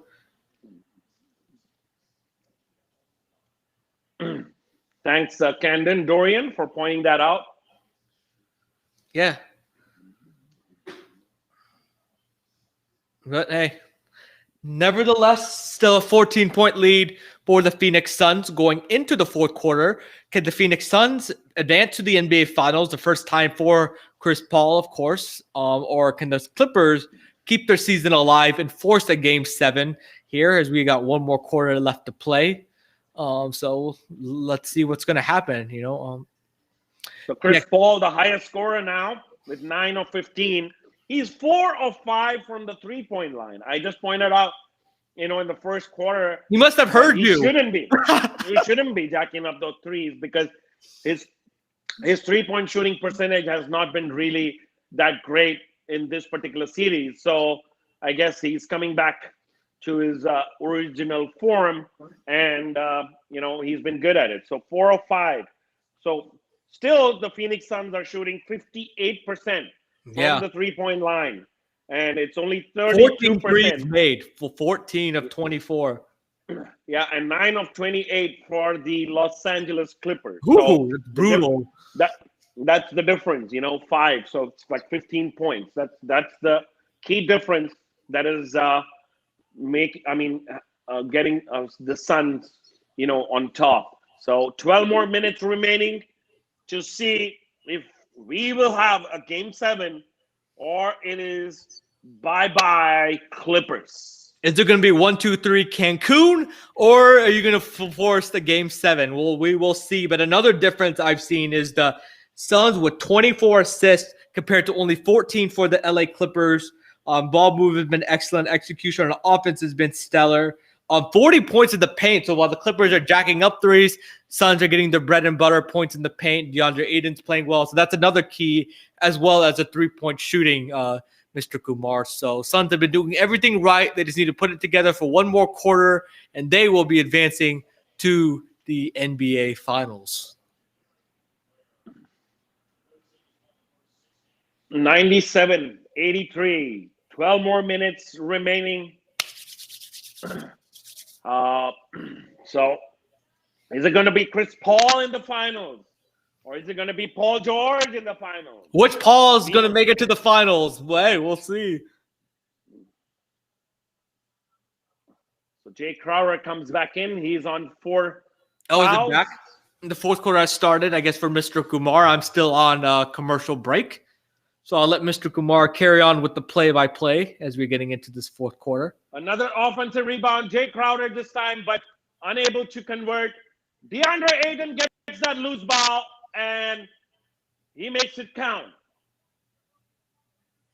99-83, Phoenix Suns. So Reggie Jackson. Oh, Cousins.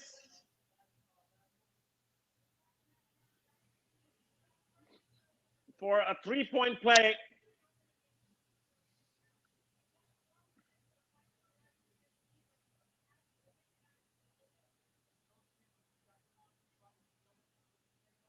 So offensive rebound there. 8 offensive rebounds for the Suns, whereas only 5 for the Clippers. 35-26, the overall and one? rebounding. Yeah, it's an and one. Yes. Go ahead. Excuse me for interrupting you, but go ahead. Yeah, 35-26, the difference in rebounding. Chris Paul, easy layup, gets the switch. And what happened to the defense with the Clippers, Mr. Kumar? It was so great at the series in the first half, but it just fallen off like a cliff in the second half. Paul George with the ball. Will he make it? Demarcus Cousins getting inside, but this time unable. And Booker was right there to get the rebound. Again, Chris Paul getting inside. What a finish! What a finish by Chris Paul. He totally flummoxed the opponent there with that reverse dribble. Batum! He smells it, Mr. Kumar. He can smell the finals. It's right there for him, and he's hungry to get it. So 2 easy buckets for Chris Paul. It's 18 points and a loose ball taken by Devin Booker. It's over. Mr. Kumar, I hate to say it as a Clippers supporter right now, but this game is over, I think. I think the Suns are going to take it. Paul is taking charge of this game. He is grabbing the bull by the horns.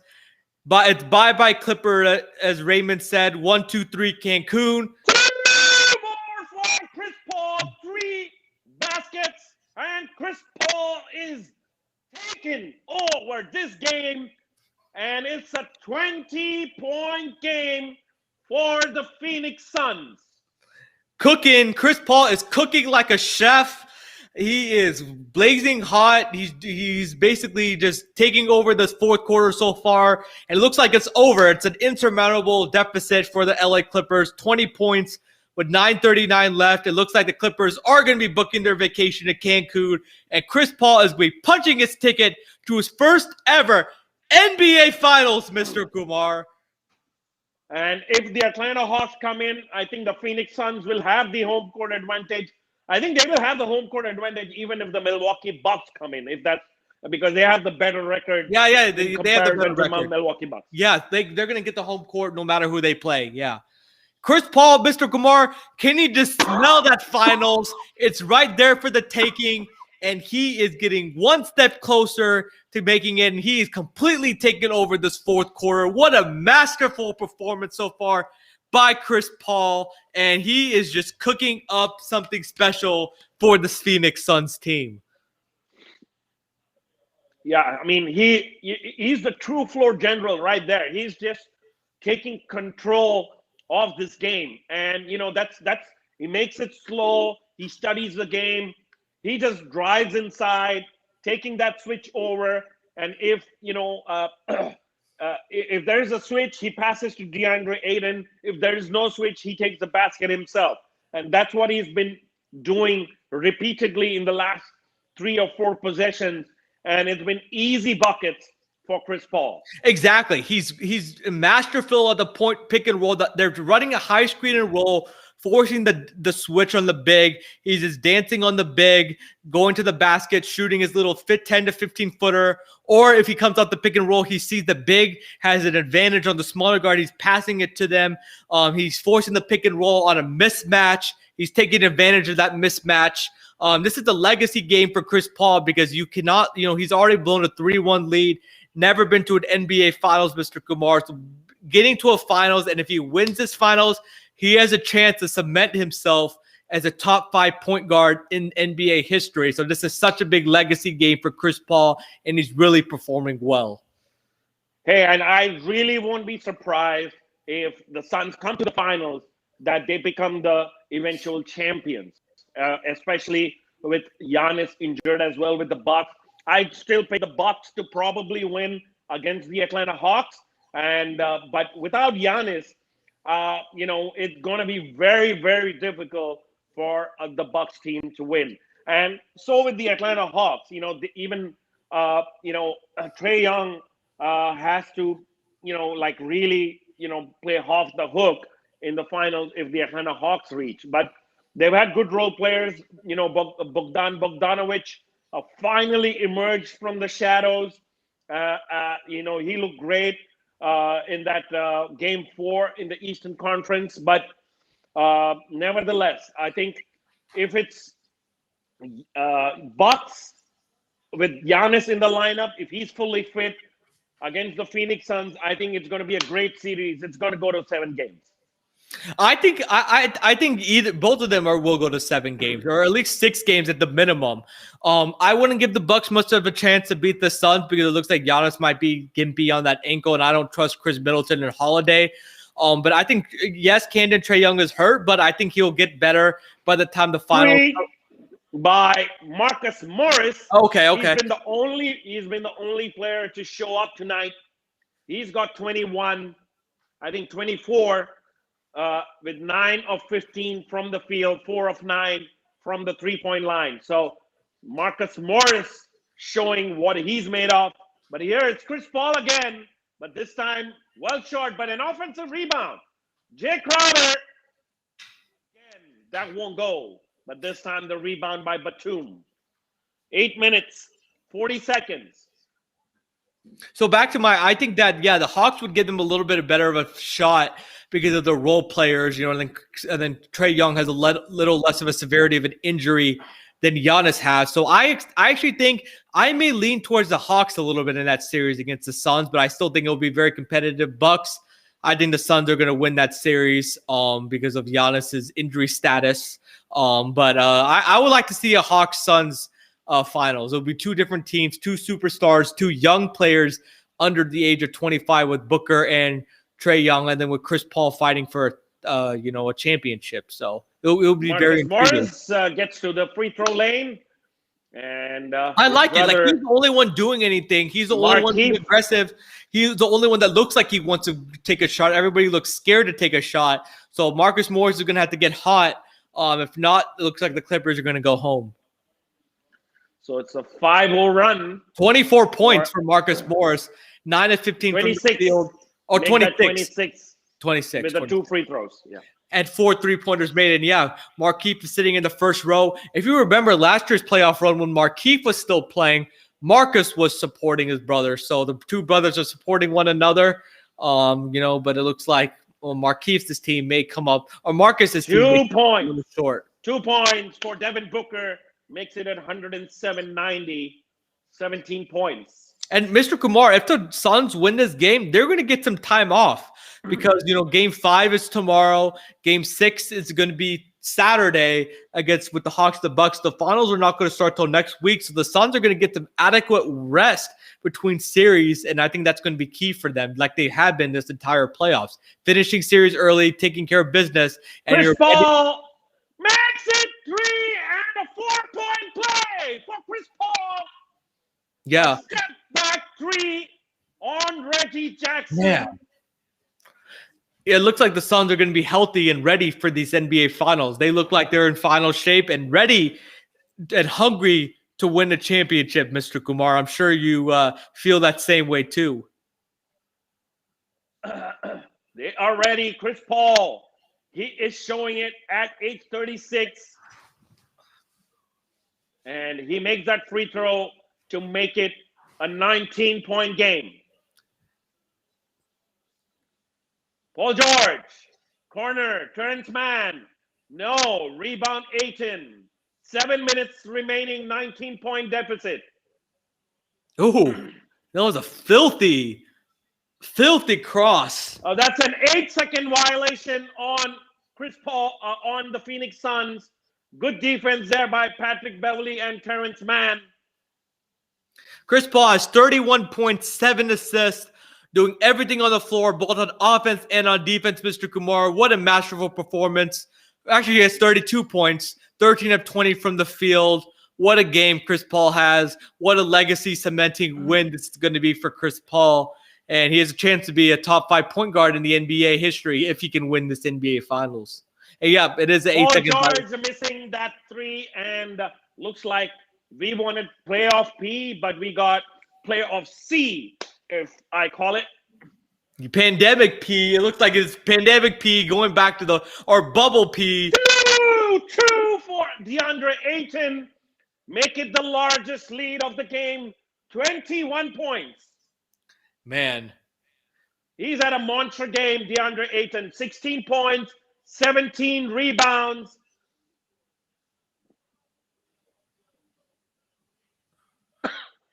It looks like it's over. 113-92, 6:41 left. Paul George playing like pandemic P. Chris Paul is playing like CP3. And he is playing amazing.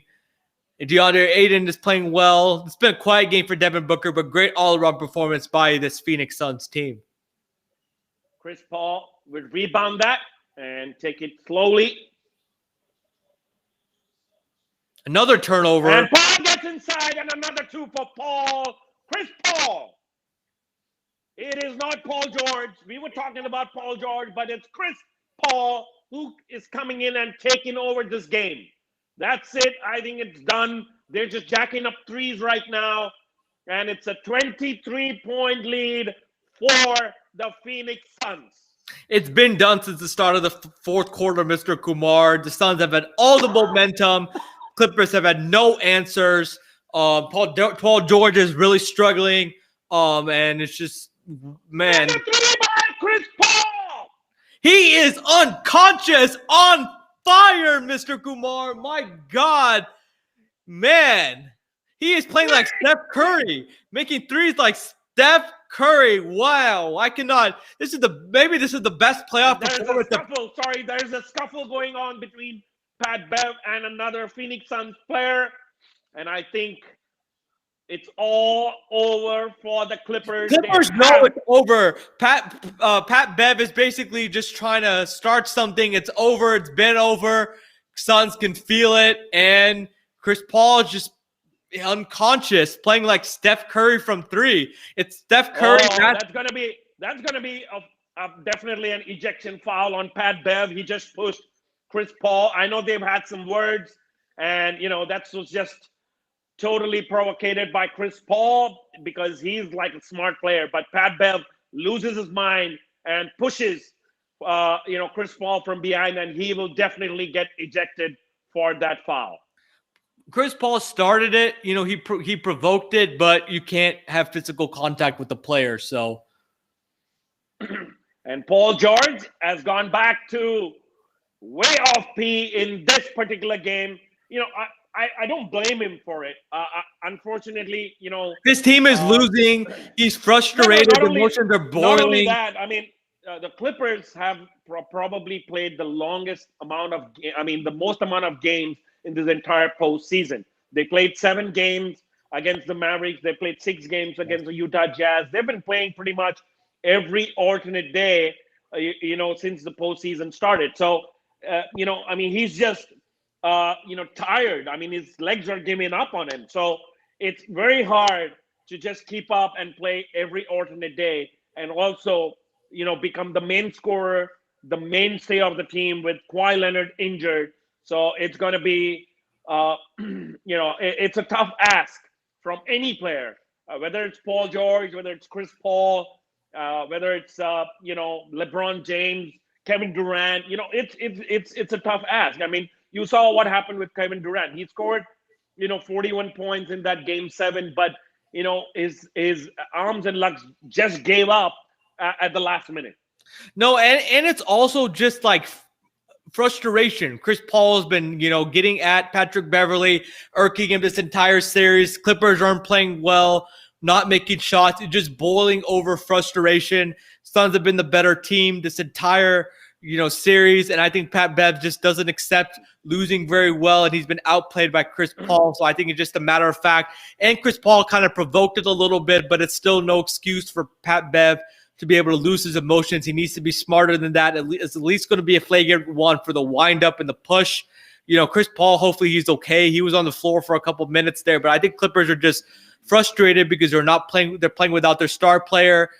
They had a chance to win game 2. They had a chance to win game 4. They should have probably already won this series already. And the Clippers felt like, that, hey, Suns have outperformed them. And I think the Clippers know that they're going home. And so it's just a boiling over frustration. Yeah, I think give it a couple of more minutes, and I think you'll start seeing the bench being wiped out and coming in to play that game to finish off. It's been a a mixed bag of a season for the Clippers. Again, they were expected not to beat the Mavericks after going 0-2. They were not expected to beat the Utah Jazz after going 0-2. But they did make comebacks, and nobody had written them off after they fell to 1-3 in this particular series. But I think the Suns are just a little bit stronger than the other two teams, and it is difficult to overcome a 1-3 deficit.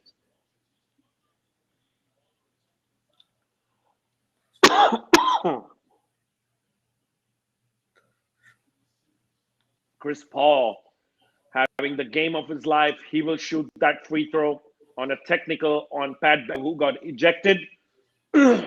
Yeah, rightfully so. He deserved to get ejected there. You can't just push somebody in physical contact. So it is ejection. I think they need to start getting the Suns players out. Chris Paul was just walking. He had some words for Pat Bev, but not enough to warrant that push very aggressively.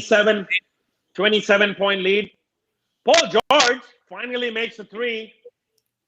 And Chris Paul, you should have seen the celebration. He knew he was celebrating like, okay, this guy is out of here. I got him. I got the best of him. We're moving on, and the Clippers are going home. So Chris Paul was in a jubilation after that. Gupta with that elbow 2 points. 57% from the field. Luke Kennard makes another 3.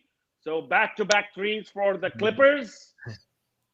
5 minutes left for the Suns to earn a trip to... It is pretty much booked. The Suns are just counting down the clock. They're going to empty their bench. Devin Booker, DeAndre Ayton, Chris Paul, but it was an all-around effort. Mikal Bridges with the contribution. Torrey Craig, Cameron Payne, Jay Crowder. It was an all-around effort by this Phoenix Suns team, and they were just a better team in this entire series, and it showed more balance, played harder on defense, scored more offensively. So congratulations to the Phoenix Suns to advance to the NBA Finals. So 4 minutes and 30-second Terrence Mann with that alley-oop makes it a 21-point game. I think the Phoenix Suns really taking it easy now, both on offense and defense. I think they just need to slow the game down, use up the clock as much as possible. Booker with the pass to Torrey Craig, and deflected and stolen, but stolen again by Chris Paul. So they get another 24 seconds. 3 minutes and 40 seconds remaining. Phoenix Suns will earn their first ever trip to the NBA Finals.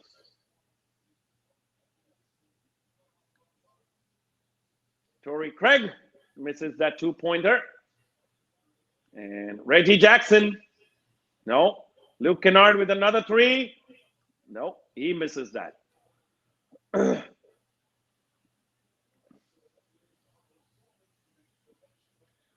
So the Clippers arena totally silent there. They are dumbstruck. They expected to win. DeAndre Ayton. They're in total Devin shock. Booker. Everyone was expecting the Clippers to win this game, and force a game 7 after that last game. But hey, the Phoenix Suns came focused, came ready to play, had that road warrior mentality, and they were just the better team. And the Clippers felt the pressure a little bit, just couldn't make shots. It's a make or miss league, Mr. Kumar. And the Suns made shots, and the Clippers missed shots. And that was the bottom line to this game. That's why the Suns are advancing to the NBA Finals. Yeah, and just a hit on the face on Torrey Craig by Paul George. A common foul, but the mask is on, and the bench gets wiped out by the Clippers. Paul George coming back in along with Reggie Jackson. So 2 unsuccessful seasons for Kawhi Leonard and Paul George, but they did earn their first trip ever to the Western Conference Finals. And Paul George having, I would say, a mediocre game with just 6 of 15 shooting from the field, 1 of 6 from 3, and 8 of 9 from the free throw lane for a tally of 21 points. So 2 minutes and 30 seconds remaining. From the NBA Finals, man. This is Paul George is subbing out Marcus Morris, Reggie Jackson, all out of this game, getting a huge ovation from the crowd. Great season by the Clippers. Another made 3. Who made that? Who made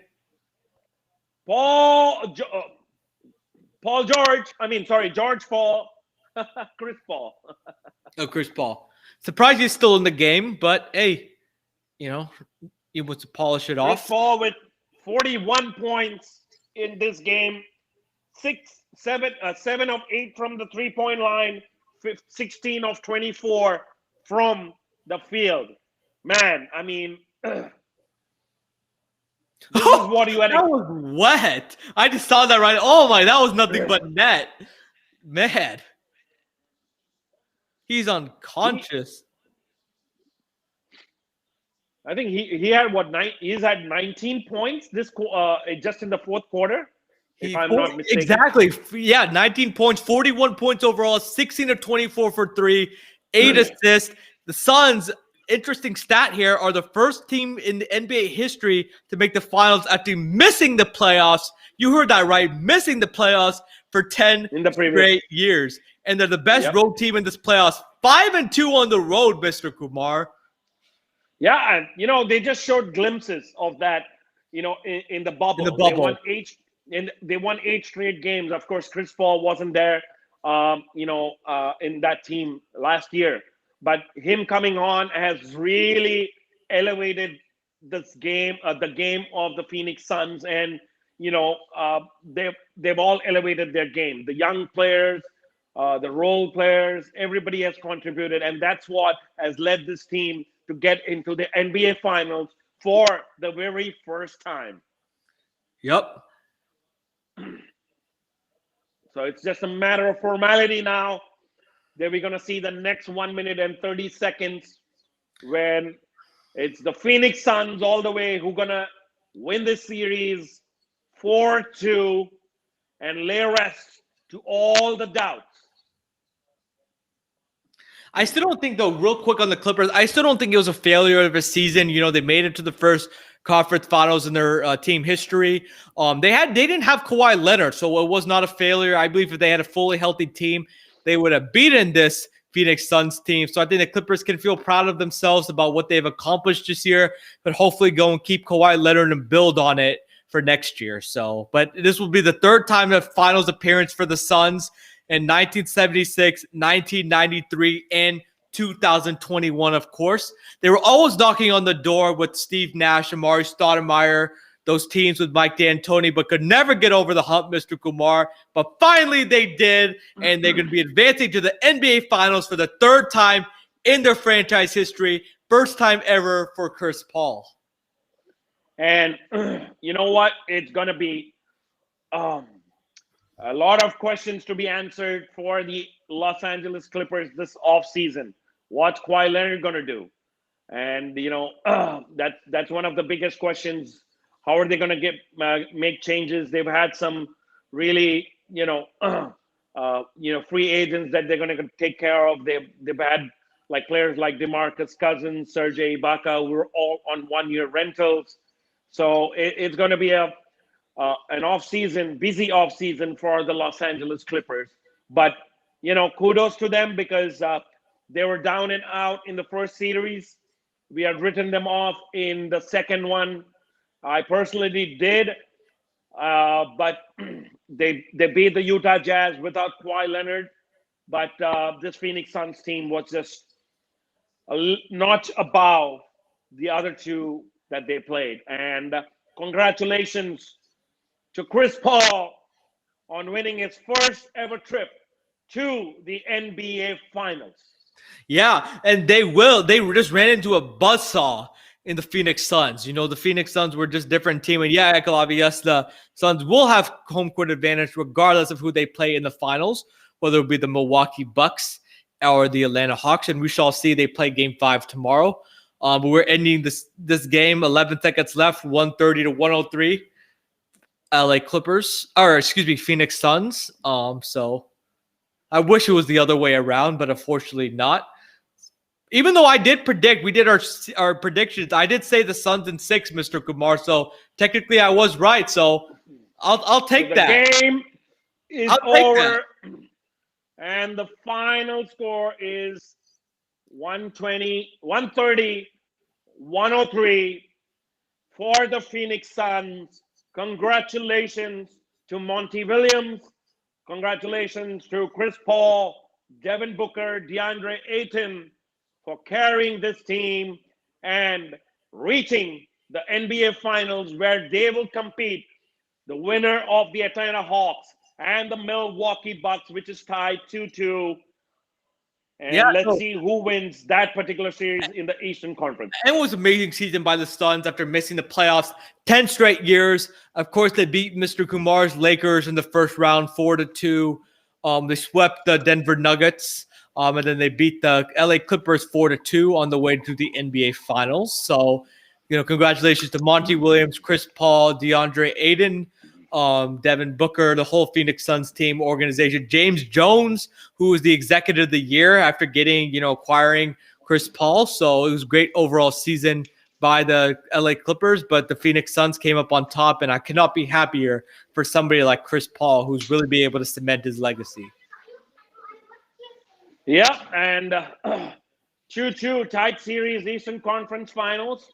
We'll have Game 5 tomorrow, but Giannis will definitely not play, and Trae Young is questionable. Yeah. Again, an injury-prone season.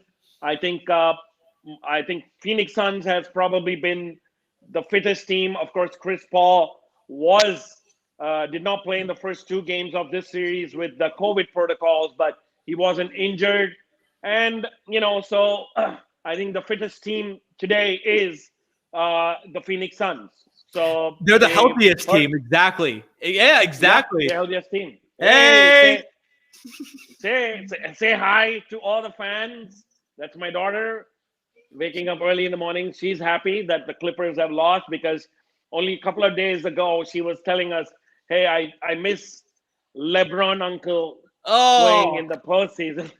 You mean LeBron? He's already gone. He's gone and out, Mr. Kumar. But no, LeBron is not playing in the postseason for the first time in a while. But hi. Say hi. Yeah. So how are you? Anyway, that's probably the end of our show. Everybody, please subscribe to our channels, the Ekalavia's YouTube channel, the Patel Pick and Roll Sports YouTube channel, and of course, follow us on Twitter and Instagram at Patel and Kumar. That's our handle. And be sure to comment, like, subscribe, and we will come back with our show probably next week. Maybe a live watch party, maybe the Patel and Kumar NBA talk show. We don't know. We'll announce very, very shortly. But right now, it's Congratulations to the Phoenix Suns on winning the Western Conference and moving to the NBA Finals, where they will await the winner of Milwaukee Bucks and the Atlanta Hawks. Yeah, thank you so much, everybody, for tuning in. Thank you for your chats. We receive over 100 chats in this live stream, so we appreciate that. Of course, those of you that don't know, they're watching this for the first time. Me and Mr. Kumar, both the co-hosts for the Patel Kumar Show, India's first and only live YouTube talk show. We're a little biased, but we're the best analysts in the land. We have a lot of fun. We enjoy. We break down all the basketball and the NBA storylines. We have a couple of new segments. Maha Yud, where me and Mr. Kumar go back and forth, and Shivam Stat Attack. So be sure to tune into those shows. You can watch the Patel Kumar Show on demand, as Mr. Kumar said, on the Ekalavias YouTube channel and the Patel Pick and Roll Sports YouTube channel. So we'll keep it track. We'll let you know, whether there's a live watch party coming up. For the NBA Finals, as we have another live appearance. How are you? Oh, she will not be able to hear because I have the headphones, but I heard him. Acha, so tell what you want to say. Okay, say good morning to everybody, and we'll see you. Good morning. And see you again. Thursday. Yeah. All right. Thank you, everybody, for watching. We'll announce again whether it's a live watch party when the next one is. So be sure to follow us on Instagram and Twitter at Patel and Kumar. For Mr. Kumar in Mumbai, India, for Mr. Patel in San Antonio, Texas, we are signing off. Peace. Peace.